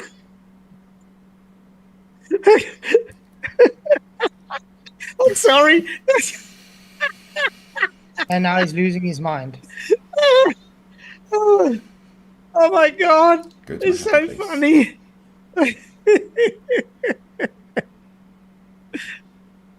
I think that's everyone can understand how Critical Think thought about what you just said there. It was quite clear his response in that case. All right, so yeah, there's no point kind of dragging it out. So I've got some questions, and guys, if any more questions for either Critical or Flats, please send a super chat. You're right to go through a few questions and stuff, guys. Yeah, and same this guys. If you got anything for them, let us know. Right, I think I but do have it already. Before that, I did make a note that something Critical wanted to go back on. Critical, you wanted to expand on the difference in location and what that meant for the weight difference. Yeah, I tried to cover that. So Right, we're okay. getting nowhere. So Right. no point. In, Okay, all right. I did make a covering it note that again. you wanted to go back to that, but if you're happy to move on to questions, then that's cool. All right, let me just go through.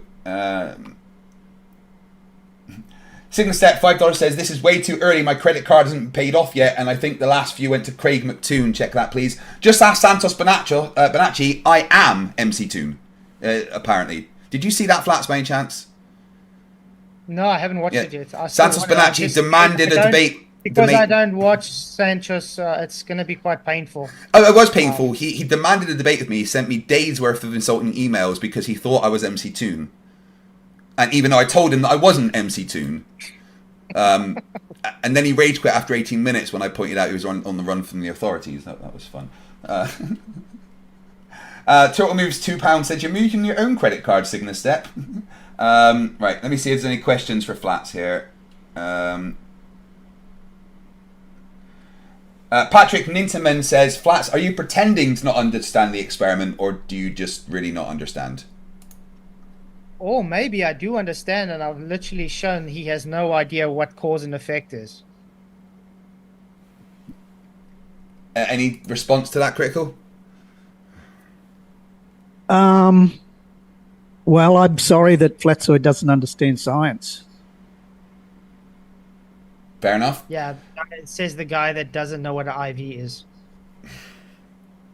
Says the guy that doesn't know what an IV is. That's correct. It's the independent variable, the presumed cause that you manipulate in the experiment. How to Which you manipulate didn't do. that variable. You don't know how to do science. Oh, really? Is that so? Yes. Want to test that out? Yes. Okay, how are you going to test it out? Go ahead. Ask me. You do my experiment and Of course, isn't an experiment. hypothesize, do it the correct way with science and make a hypothesis and do everything. You do my experiment, do it the way it should be done. Okay, okay. If you change location... No. different- I don't want to hear about it. I don't want to listen. I tell just me want what you to do it. I'm telling you Come now. back.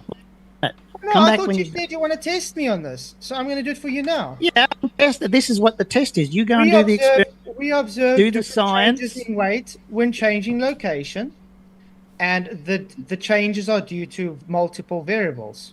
You do take the into experiment account- and you do the science The and show experiment- how it's The done. experiment is Show based how it's on- done, Flatzoid. Would I you am be... going to say, I can take a weight in. No, I don't want to hear I what you can want take to a say. weight. I want to see. Wait, you- I'm going to give. I'm Right, gonna, just give him a chance to finish what he's saying, and then maybe you can challenge him to actually do it. But yeah, just do give him a chance to finish the words that he's trying to get out. Okay, sorry about that. That's okay. It's okay. I'm just trying to be fair to both sides. Okay. Hypothesis. When place a weight on a scale in a vacuum, the independent variable which causes the weight to change is the medium to weight ratio. So, when I manipulate the medium, the weight will change. There we go. That's the hypothesis experiment and repeatable, and it's always shown. Next. That's my experiment. I want you to do my experiment. Yours is not an experiment. No, I don't need wait, to do your dumb I thing. need- Right, That's not an experiment. Black. Give him a chance to respond. I did give you a chance to talk. chance. Yeah. So, you said I don't know science. You should do it the correct science way. Do my experiment. Do your weight at various locations. Do it the way that I should do it, according to you. The proper science way.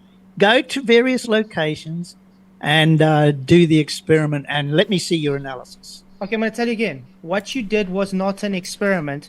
It is not my burden to try fix your not experiment.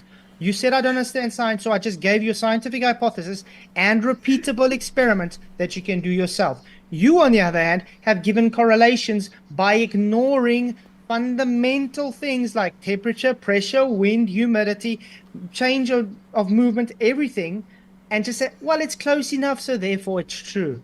You, sir, don't have a cooking clue what's going on. I have a repeatable scientific experiment I just told you. You don't.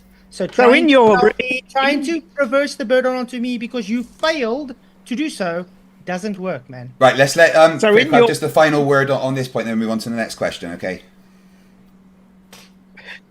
Go on, Critical. You just have the final word on that there. Okay. In your experiment that you measure your weight, is there any correlation in your experiment? Causation. Right, okay. Correlation comes after causation. Right, okay, that's certainly Clips. All right, Eclipse Chris, £2, says, Flatzoid, there is 2 polar rotations. This only works on a globe. It's not flat. 2 polar rotations works on a donkey Earth if you wanted to. It doesn't really matter. Always moves east to west, no matter where you are on where you stand.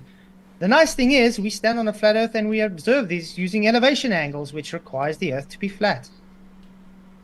Eclipse Chris for £2 says, Flatzoid, location is a variable as you vary your location. So cause for weight change is location, not centrifugal force, so therefore not spinning Earth. Cool. Critical, any thoughts on that? No. Eclipse Chris says, Flatzoid, science is not what you think it must be. These are not the droids you're looking for. You think you can Jedi mind trick me? Come on. JSS Tiger, $5 says, Flatzoid, what science degree or other scientific qualifications do you have? You don't need a science degree to know what the scientific method is and how it works. Just like you don't need to own a Ferrari to know how the mechanics of a Ferrari works. Critical, what about you? What science degree or qualifications do you hold? Or engineering qualifications or anything? Bachelor of Electrical Engineering and a Master of Engineering Science. Amazing. So way more than Bill Nye. I don't know what an IV is. That's amazing. I mean, I think his professor would have disagreed, but... How insulting. That's all you got, insults. Okay. Then how do you have to manipulate the independent variable? We've got enough. We've had enough of this circular argument. Can we get on? I just want to make the point. Do you have to manipulate I don't want to hear any of your rubbish. Okay, go on. Right. Do we have to manipulate the independent variable? That's all I'm asking. Do we have to manipulate the independent variable? Stop the stupid business. Just carry on, Craig. It's clear he doesn't want to answer, so we can move on from that. Okay, Valentin Damyanov, and I do apologise if I get your name wrong, $4.99 says, Flatzoid, what have you worked or what do you work as that is related to science? You don't have to answer that if you don't want to, because that is a personal question. I'm a qualified professional spray painter, and I work with scales every day, measuring different densities and literally changing my independent variable, which would be color change, to get the result. So, in theory, it's scientific. Have you ever thought about putting like a GoPro on, just recording yourself spray painting? Because those kind of videos kill it on shorts. I did at a stage, I made like 3 or 4 different spray painting videos, but it's just too much of a rigmarole at work. I'm so busy. Even just like sticking a GoPro camera on and like just getting on with your day? I'm just saying, because honestly, the amount of those kind of things that appear on my feed and then I'm just staring at them for 5 minutes watching someone spray paint a wall. Eclipse Chris, £2 says, for Kutz, can you get the exact same orange to repeat? Oh, I think he's talking about your experiment with the orange peel. Can you repeat the exact same experiment if you don't have the exact same orange? Yes, because an orange is an orange. And are all oranges exactly the same? No, because the thing is not about the orange, it's about the density of the orange. So it's the changing in density and the displacement ratio it has with the medium around it. You don't need to use an orange per se, you can use any object because, again, it's about changing the displacement ratio between the object and the medium. Any thoughts on that, Critical? No, we're all good. Jay says Tiger $5 says Flatzoid, quantify with maths the effect of the lack of calibration. How the hell do you do that? It's just if it's not calibrated, it is inaccurate, so therefore gives a false reading. So therefore data is false and a lie to claim it is scientific data because why? False data. Critical, about Okay. you, what is the effect of the lack of calibration? So the effect, in my case, the lack of calibration is a key to the whole experiment, and there is no lack of calibration. I calibrate once, measure many, and this allows me to measure the effect of no calibration. And funnily enough, it correlates to exactly what the globe predicts. Funny about that. Do you know what calibration is? Yes. What's calibration? The scales need to be adjusted for location, because if you don't adjust them, then there is a different gravity at different locations, and you will not measure an unknown mass correctly if you don't calibrate the scales. No, it gives a different baseline reading. That's why it's calibrated. Calibration gives a baseline reading. So if you move baseline reading, the baseline changes. So therefore you can't have the same measurement because the baseline has moved. Yeah, because of gravity. That's right. You are correct. Gravity. No, I didn't say anything about No, it's not. I measured it. It's not a fallacy. It's about the scales mechanics. So, Critical. No, it's far less about the scales mechanics. Critical, do you know what the margin of error of your scales is off by hand? Say what? Do you know the margin of error of your scales off by hand? My scales, it's about 0.03. It's claimed 0.1 grams, but my measurements make it about 0.03. There's an E10. And how close to your margin of error was the reading out? You were saying it's a couple of hundred milligrams. In Antarctica, 0.02 was the difference. And the margin of error is zero. The scales are claimed accurate to 0.1. Right. Okay, right, cool. A few people asked that, so I just thought it'd be interesting to know. Odiaf the Fourth with their 20th super chat on the channel. Thank you. $5 Canadian. Flatzoid, you mentioned you did experiments. Did you make sure the GPS location was exactly the same as your control, or are there variables that are not important? What has a GPS got to do with my hypothesis and experiment that I made? I think he's just asking, do you have to literally check everything? Like, did you confirm that you were where you said where you thought you were, and it matched GPS so you could, or is there some things that you don't have to? Location wasn't part of the experiment, so no. When you have an experiment, you have controls. It's usually part of what the experiment details. So your control would be something that could manipulate or change the result. He did not control for any of these things. When I made that experiment now, there was no change location. It was in the same location. So no need for GPS coordinates. It's literally a red herring. Any response, Critical? When Flatzoid moved his scale, he didn't calibrate or even check that it was still level, and the change was within the error of the scales. So it proves nothing. I don't know why he's trying to make a point out of that. Moving the scale takes its calibration out. So you By the did way, you an aluminium recalibrate the flat scale? top. You did not. I do I literally recalibrate my scale, like I said, every 2 months. In your video, you moved your scale. You didn't recalibrate it. Because I just showed it changed the. I took the reading and I moved you didn't it. recalibrate your scale. Because What? I showed you when you move it, it takes it out of calibration. That was Yeah, the so you didn't point. recalibrate it. Because it was showing your idiocy. It was literally showing demonstration to you why you got the result you did. Because you moved it. So it was within the Are you so measurement slow? error. So it's nothing. It's a nothing burger.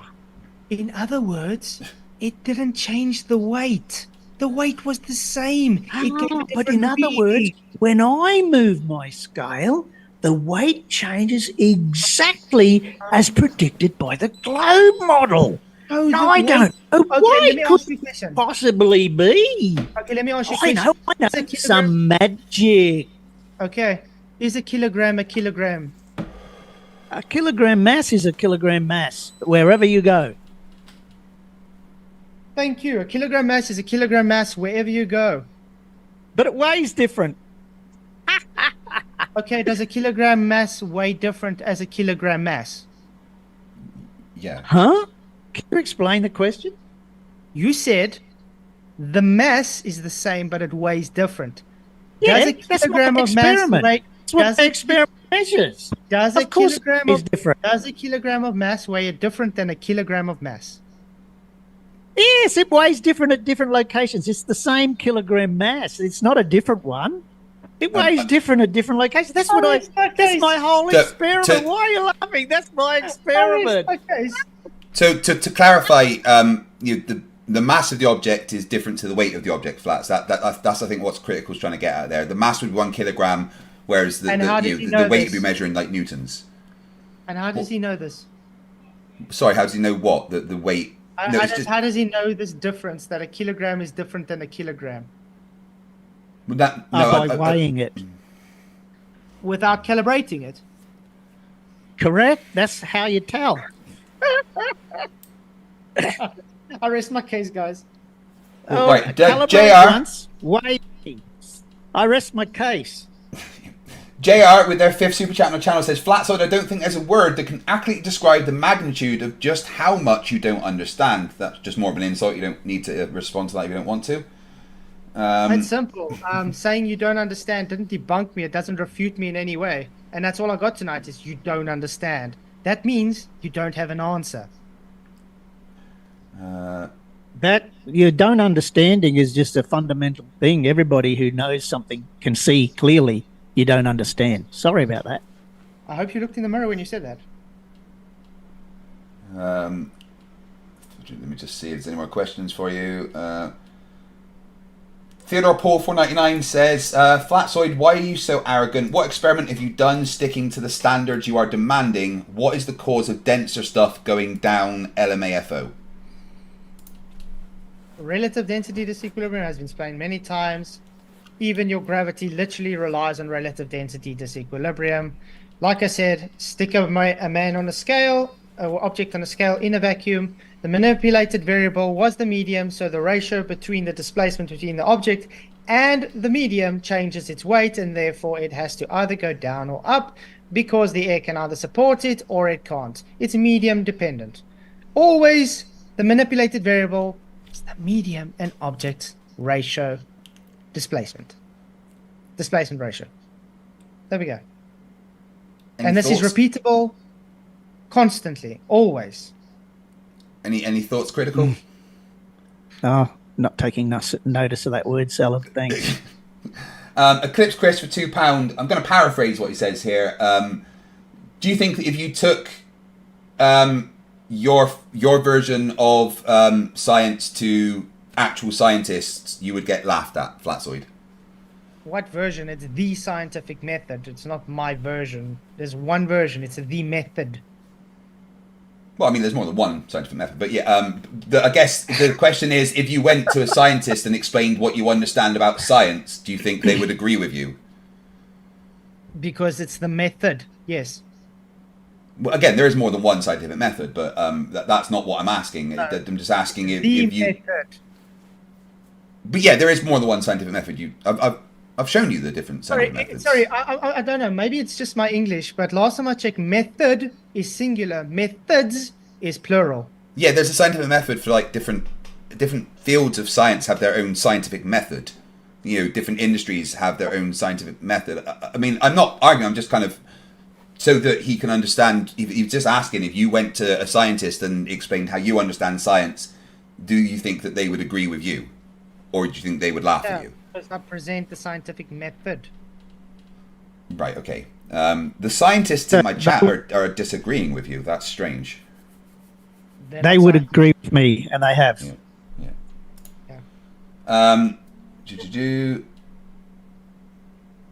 Just seeing if there's any more. Johnny46BA £5 says, Flatzoid, what direction does the sun rise in South Africa during the solstice?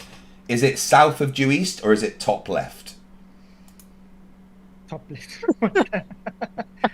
Wait for my video where I did the observations, which shows it to be 5 degrees off of the globe prediction.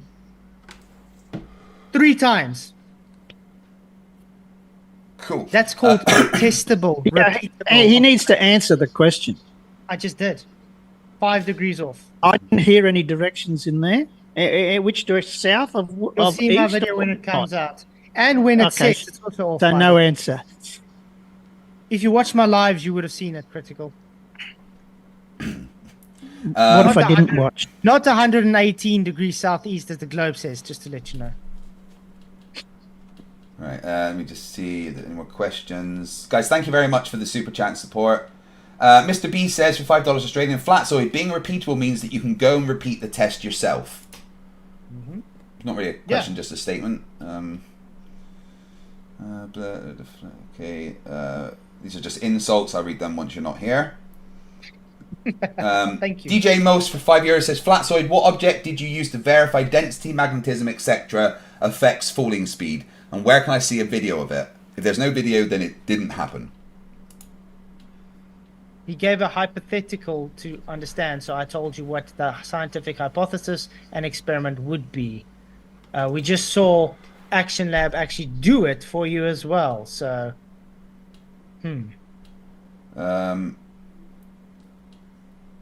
Okay. I don't think there's actually any... Honza Kuf for 50 CZKs. Flatzoid, what is the difference between mass and weight? How can you be weightless but still have inertial mass? You still need mass. Everything at substance has mass. The thing is, your density determines how much you weigh. I think there's one more that was a question for you that I may have missed. In other words, simply, how much stuff is crammed into a volume? No, I think that's all the questions for you from my side. Is there any questions on your side for Critical? I'm just looking through. It's more statements than questions, though. But I'll start at the top. $5. Thank you, Stroops the cat. He says, well, if it isn't old Craig.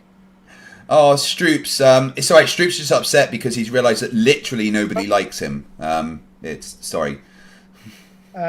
Okay, the next one's for $5 for him. I'm sorry, I don't have as much of you, so I'm going to read them all out. Is that fine? Go ahead. FTFE looks like a butch lesbian I've ever met. Right, guys, you, can you stop hitting on me? Right, I know you all have pictures of me in your wank bank. Right, you know what? If you guys are excited here, there's something to look at for you. Okay, is that enough? I must say, Craig, you have definitely improved, man. Thank you. I've worked bloody hard, mate. I'm only like a stone and a half off my target weight. Very good. Stoops the cat again. Gay. Are you, Stoops? I mean, it's cool. I've got nothing against homosexuals in any way. I'm glad that you finally come out of the closet. Well, I would say your friends be happy, but you don't have any, so never mind. And then Stoops the cat again. That's not how moderating works, Craig. I think I've done pretty good at moderating today. I feel like I've been fair to both sides. I've tried to get both sides to answer questions, and I've tried to keep it calm. I'm not a moderator in general, but I've been trying to do some moderation, and I am trying to moderate the way that I would like to be moderated. And I feel like I've been fair. Any criticism is welcome, as I am constantly trying to grow, but Stoops the cat, your opinion means nothing, so shut the fuck up. And then Tony Whitcomb for £10. He says, critical think. Before you even start, you need scientific evidence of gravity as your prerequisite for you to have an opinion. No, that's not what I wasn't. I was testing, assuming that gravity exists. Can we measure an effect and verify this? And I verified that gravity explains the variation in weight. That's the scientific method. So it wasn't centrifugal force then? Say that again, what? It wasn't centrifugal force that changed it, now it was gravity. Well, I was simplifying it a bit. Gravity and centrifugal force combined will cause a change in weight. Oh man, making my point more. Thank you very much. Okay, from Kunal Chatterjee, thank you for your $5. He says, in Anchorman, where's Mantooth about Brick Tamland? Even the guy who can't think says something. That line describes critical think perfectly today. And then Whatever. Tony Whitcomb for his £5. He says, Flatzoid is debating Donk from Crocodile Dundurp. Thank you for your super chats, guys. You rock. Is that all the questions you have? There's one more just coming for you, Flatzoid, that's okay. Eduardo Ferrezo with their 20th super chat on the channel, $5, thank you.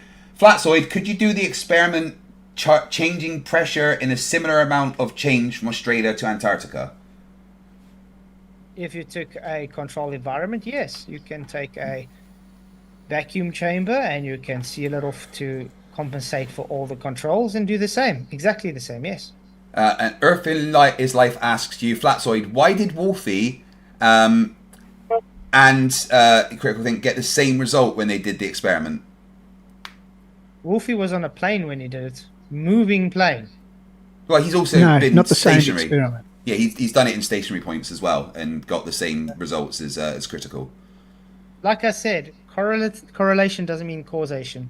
There could be a No, cause but it's for it. repeatable. It shows it's repeatable. No, just shows there could be a cause for what you observe. What is the cause? You don't know because you didn't make an experiment. You We correlate. did make an experiment. We made a hypothesis, did the measurements, correlated the results. That's the experiment. You didn't manipulate the independent variable because you don't even know Yes, what of course we the did. independent variable is. Have you been smoking again? Okay. So Is it gravity or is it centrifugal force or is it location or is it height? Which one? I will explain again. Thank you.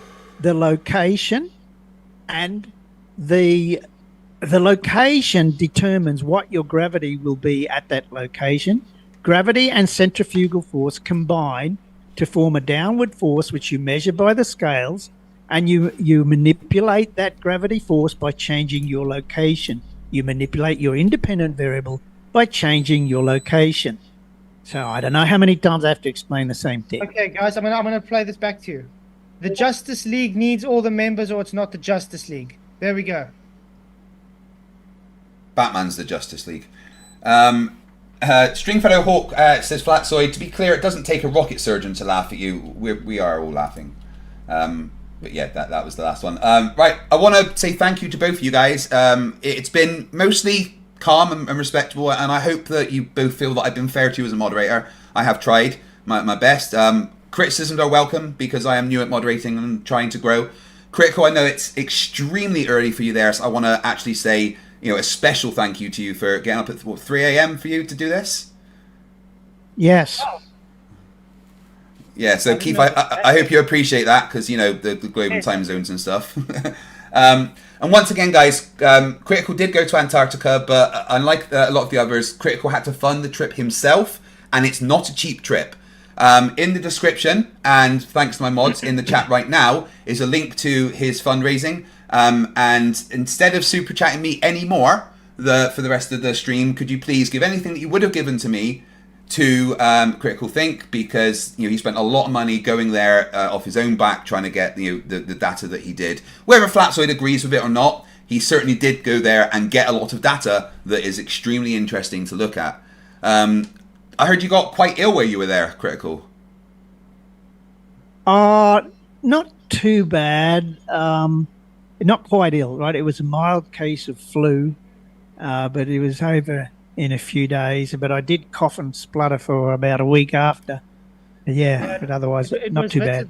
It was Witted's vaping, man. He breathed on you. Vape gay. But yeah, also congratulations for spending 10 days with Witsit and not getting put in jail. That's always some kind of accomplishment. Next up, it's your turn, Craig. Well, yeah, my wife's coming with me, so I'm definitely, she's going to make sure that I'm behaved. In 28 days, I meet Witsit Gets It. What fun. And just tell him Flatzoid says personally hello. Okay, so Flatzoid says you're a cunt. Was that right?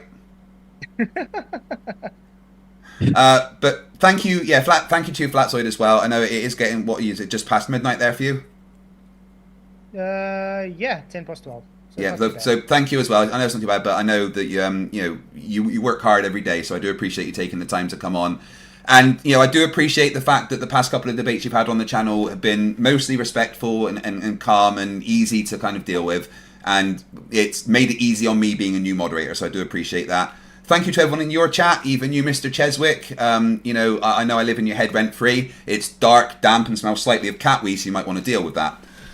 But yeah, guys, thank you very much. I'm going to shut down the stream now and read the rest of the super chats. And I want to say thank you again to both of you for having an excellent debate. Guys, remember once again, help out Critical Think with his fund me to cover the expenses.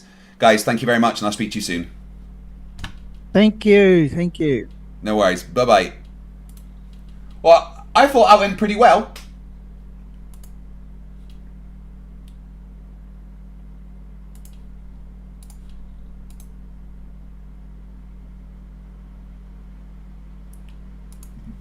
Oh, his chat's like calling me a lesbian and saying, are they implants? What, is this implants? No, man. I've worked hard for that.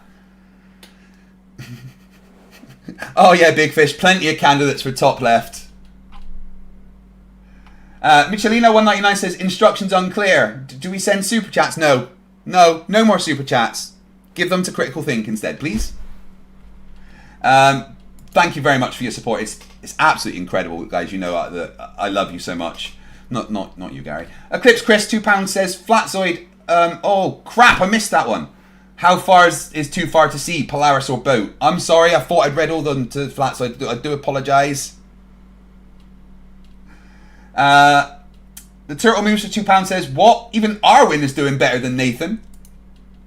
Oh, it is funny that Nathan Oakley has not got any extra views of all this Flat Earth, like, revitalization. Flatzoid's channel's grown like 1800%, which is still, not that much, but blowing Nathan Oakley out the water, which is funny. Diffie Cones for $2, a super chat to piss off Pentalica, members soon. And then Diffie Cones gifted 5 fuck you Ashtons, and of course, today I've had 112 new members, and not one to fucking Ashton. I might have to speak to fucking YouTube about this at this point.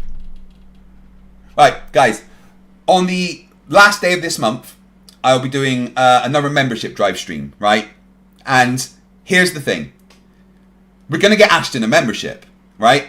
Whoever gifts Ashton the membership will get a one-of-a-time, specifically made for you, t-shirt to commemorate the fact that you have got Ashton a membership. So look out for that. It's a Rubik's $2 says, NASA's forcing me to send this super chat. Yep. What is it, 12% of your paycheck they said has to go to me? That's how NASA funds me, is the people that work for them, they make them send me money.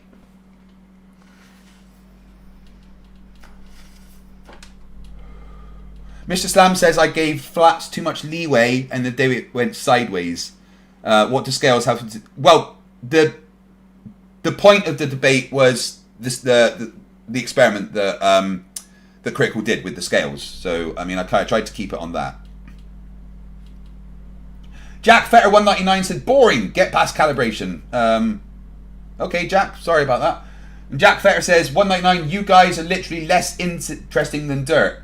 Yeah, well, we're guys, so we keep a little dirt under the pillow for the dirt man, in case he comes to town. Wait, what? Jack Fetter $2 says, I officially give up. This is boring and tedious, Jack. Dude, this isn't an airport. You don't need to announce your departure. But thank you very much.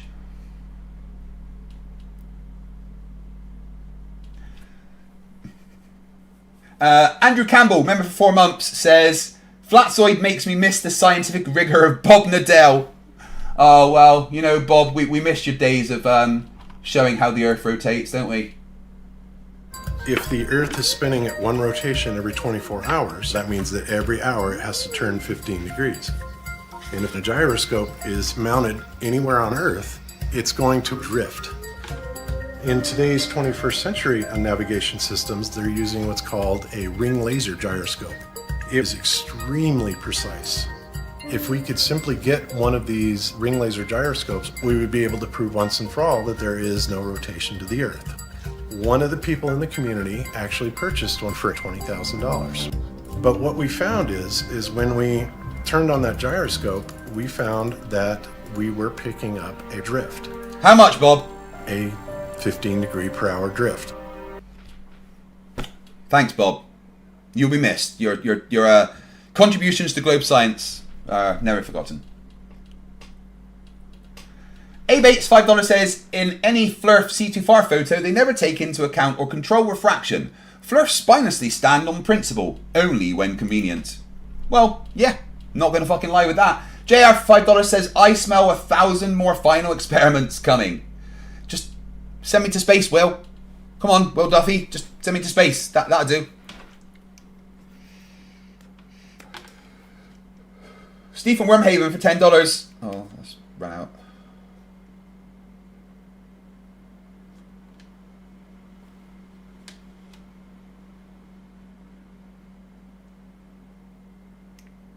Oh, sugar, what am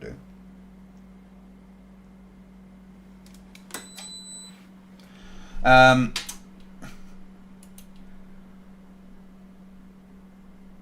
Stephen Wormhaven, $10. Not all who wander are lost, but Flatzoid is wandering in circles and is lost as shit. You're not wrong.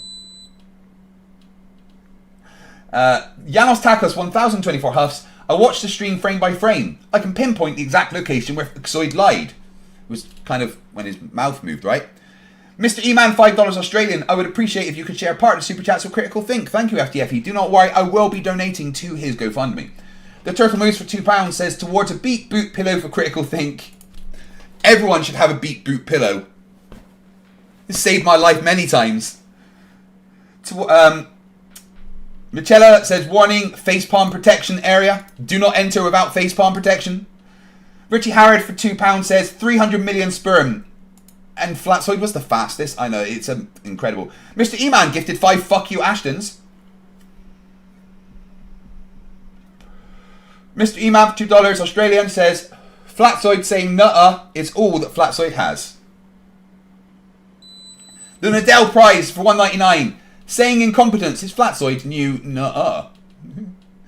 Kunomat for 2CHF says nutter is also not scientific. Well, I mean, Flatzoid and Flurfs, that is their science, nutter. So, Orion Cooper, member 11 months, says Flatzoid doesn't understand science, like even slightly. Mr. Jingles for £5. Life is just not fair. Is it the smartest guy in the world has to paint spray cars? What a bummer. Yeah, I know. Flatzoid would be much better used in the industry of science and advancing the world and technology, right? What do you mean everything would explode? Jubilee Deluxe, €2 says, funniest humiliation wrangling of Flatzoid ever. Johnny46BA for £5. No, read that one. Mr. E-Man, $5 says, Fluxoid denying that moving the location of the scale would change the weight of the test mass, proving that he is a liar. Or, stupid.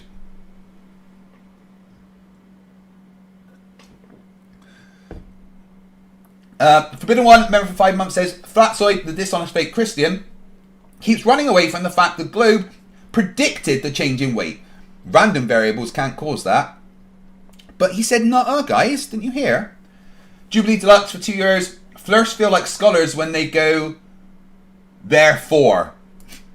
I had to decode that in my brain then. Dr. Nick for £2 says, pretty sure Fluxoid's head is about to burst. No, that's just the size of his forehead. Who can I talk about? Look at my forehead. CJ Lamerick's gifted one, fuck you, Ashton.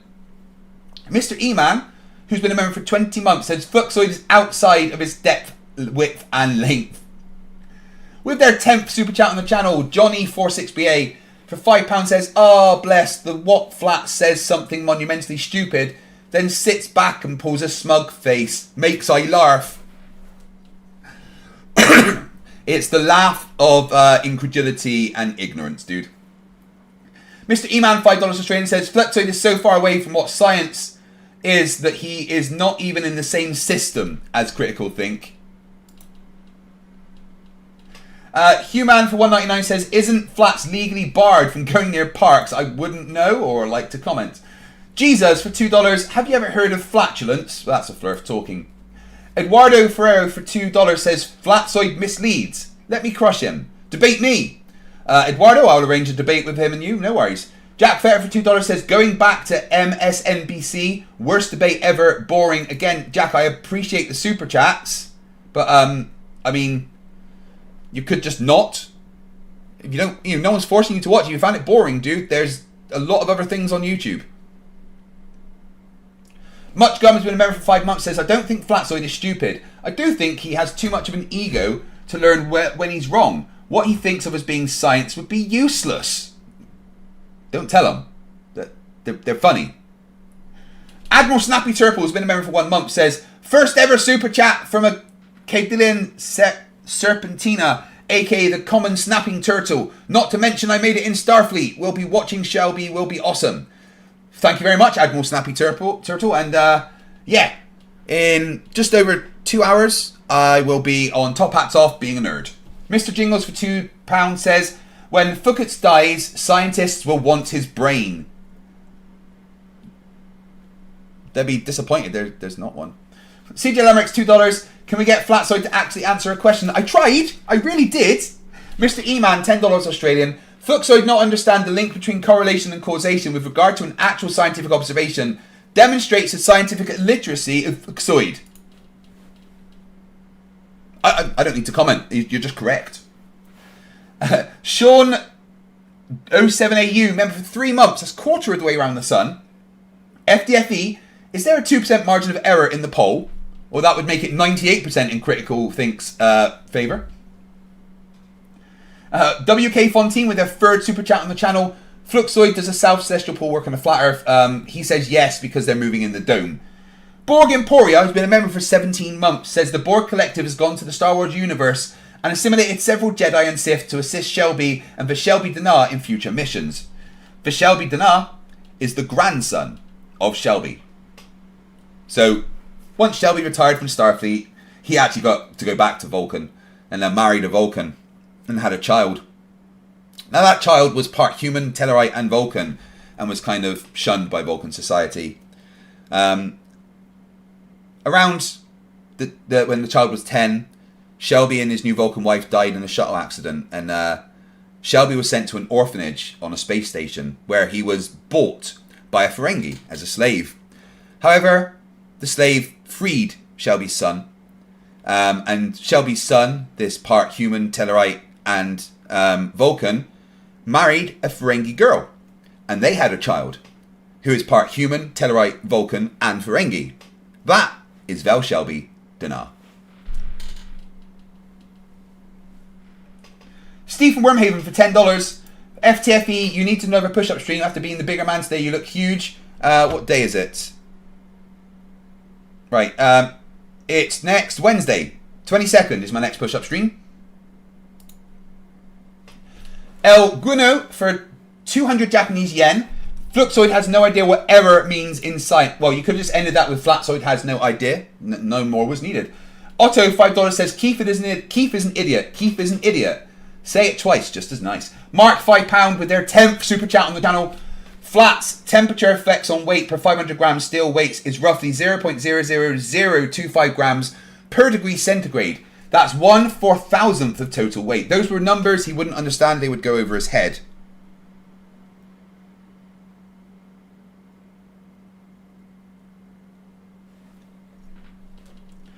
GM for 10 New Zealand dollars. Oh, I missed that. I'm sorry. Flatzoid, can you describe an experiment that would prove the Earth is flat? Justify our controlled variables if you can't think of one that is valid for you to conclude it's flat. I'm really sorry. I thought I asked all the questions for him. I must have missed that. And I missed this one as well. I'm sorry. $5 from 78 Mitsu. Critical, what's the largest engineering or scientific project you've worked on? Damn it. I must have skipped some. Shit, I've still got loads of super chats. I'm so sorry, guys, if I missed questions to the guys. Gilberto, €2. Does the scale measure weight of mass Flatzoid? Weight or mass Flatzoid? Well, he doesn't know the difference. So fucking sleepy for $2 says the difference when you calibrate is the measurement. Don't confuse the poor boy. John for £2 says there's palpable disbelief in Critical's voice. Yeah, it's understandable why.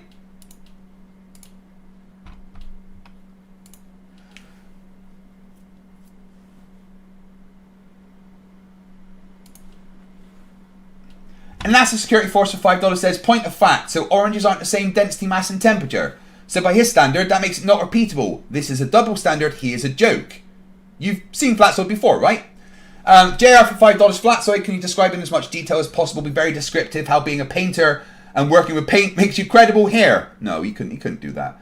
Mark, £5 Flats, do you agree that you need a baseline measure to be able to see any differences when you change the variable you're trying to measure? I can't believe I missed the fucking chats to him. They must have skipped when I was scrolling down. I'm so sorry. Professor Philip Bell for $2. Flatzoid is an insufferable moron. I mean, not my words, but hey. Jess says, Tiger, $5. Somebody clicked the 1 hour 56 part. Is a kilogram mass the same as a kilogram mass? Much Gun, $5 says, when Flatzoid calls science... What Flatzoid calls science is so limited, it would be impractical for any meaningful advancements in our understanding of the natural world. Well, that's why Flatzoid isn't a scientist. Ted Park for $10 Canadian. Could I repeat Critical Think's experiment with precision strain gauge and a 1 kilogram mass? So maybe we should be using the force in newtons as the weight to avoid confusion. I did try to clarify that, but he's a flat earther. Johnny46BA, £2. Why is gold always weighed on a balance scale? For this exact fucking reason. Oh my god, I missed so many questions. I'm such a dumbass. Eric, Master of Flat Earth Theory, $5. Critical, did you measure the reference objects when you returned? Were the readings the same? Yeah, he did. He says he tested it and it was the same. First super chat on the channel. Popping your cherry. And I missed it to Critical. It was a question. Critical, did you measure the weight? No, it's the same question, but yeah. So thank you, and I'm sorry I missed that. Willsy for £2 says, great show and moderating, Craig, take my cherry.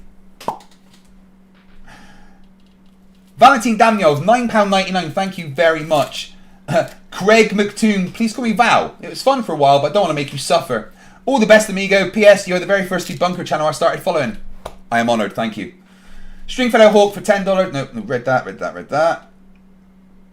Mr. E-Man, $5 Australian, says, thank you for demonstrating the scientific illiteracy of Flatzoid. Fletcher Boy, $4.99. Does cat wee smell worse than Santos wee? I don't want to think what Santos wee smells like. Eduardo Frodo for $2 says, Flatzoid squirrel, he knew he misled with vacuum. He doesn't understand what a vacuum is. I don't think he misled. He just doesn't know. The Drunk Debunk Show, $1.99, says, poor Ashton. Jesus Christ, $4.99, says, just poured a huge JD after that. Anyone with me? Thank you for your third super chat on the channel. Unibec for 10 PlayStation Network dollars says, Craig, for the love of FSM, what's the beeps? It's my dry herb vape, sorry. Dave McKeegan, £2 says, that was painful and I wasn't even watching. I'm pretty sure I missed some stuff.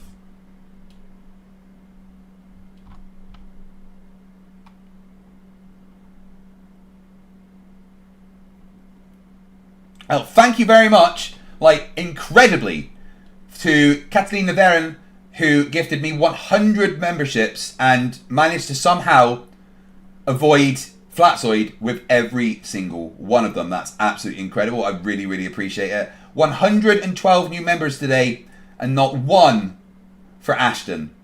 And it's just kind of insulting at this point, right? Yeah, no, I've got everything. Thank you very much, guys. 2 hours, join me on, well, 2.5 hours, join me on Top Hats Off to be a nerd. This was a great debate. I very much enjoyed it. Please make as many clips of the derp as you like. Thank you to Critical Think. Remember to hit up his funding for the trip because he paid for it himself. I'll see you guys tomorrow as me and the Drunk Debunk Show do another co-stream. But until then, remember that, well, let's ask some questions first. Like, can airplanes in the night sky be like shooting stars?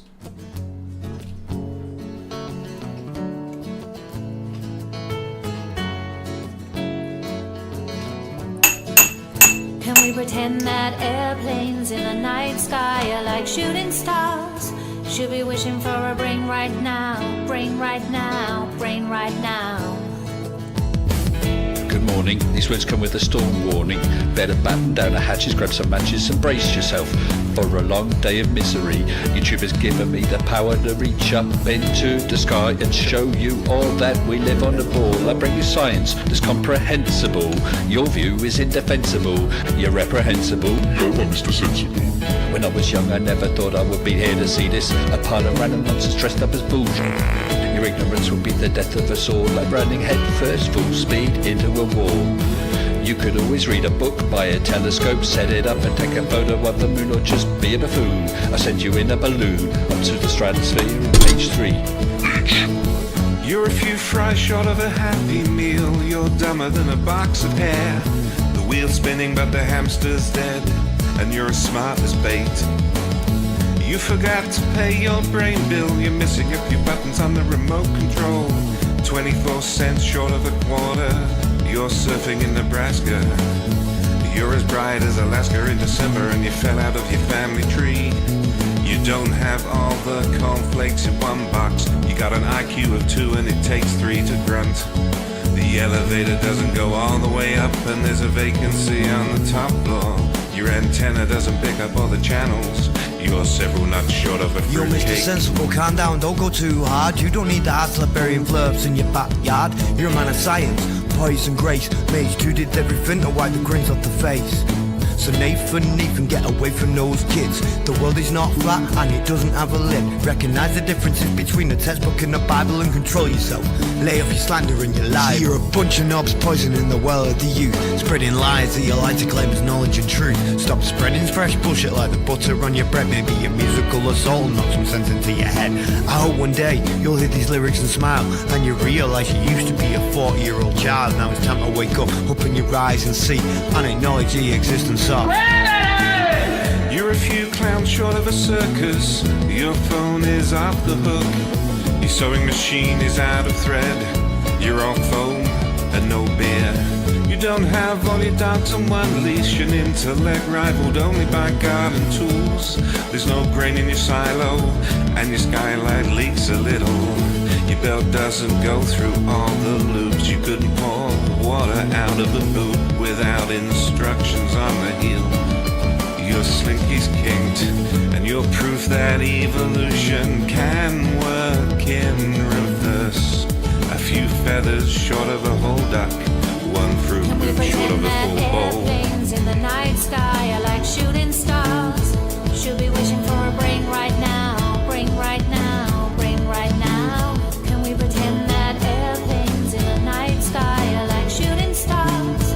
Should be wishing for a brain right now, brain right now, brain right now. You thought it was over? Well, I'm still standing while you're swinging, flinging feces, talking shit just like the human centipede. You got the mind of a chimp, and I'm here to expedite your shore leave. Cause I'm a seaman, but not the kind I rit up on your mom's gums. I'm the kind that sailed submarines and fired guns. I could float a boat across the ocean with my eyes closed, circumnavigate the globe with a compass and a bag of sausage rolls. Well, all you can do is nibble on your toes. I'll smack you with the hose that you call a water level, sit and swivel. You nasal gazing muppet, you can stuff it harder than the wallet stuffed by Warren Buffett. And I don't care about your sauces unless you're serving them. And I don't care about your lines unless you're curving them. Now step away from me, you're sucking up my oxygen with the vacuum where your brain should be, you dumb fuck. Thank you guys for watching. It has been an incredible week for the channel. And in fact, an incredible month so far. So what we've got coming up, we have tomorrow, me and the Drunk Debunk Show. We'll be doing a co-stream. I've got a few things that I want to go over. It's going to be fun. Then Monday, I'm covering something else I've got planned. Then Wednesday is Craig and Toon. And also my push-up stream. At the end of the month, there is the membership drive. There's lots coming up, lots to look forward to. And yeah, stick around, subscribe, like, share. And I love every single one of you. Just not you, Gary. You know what you did. Remember, stupidity's not a right. Fight the flat earth. Fight the flat. Fight the flat. Fight the flat. Fight the flat. Fight the flat. Fight the flat. Fight the flat. Fight the flat. Fight the flat. Fight the flat.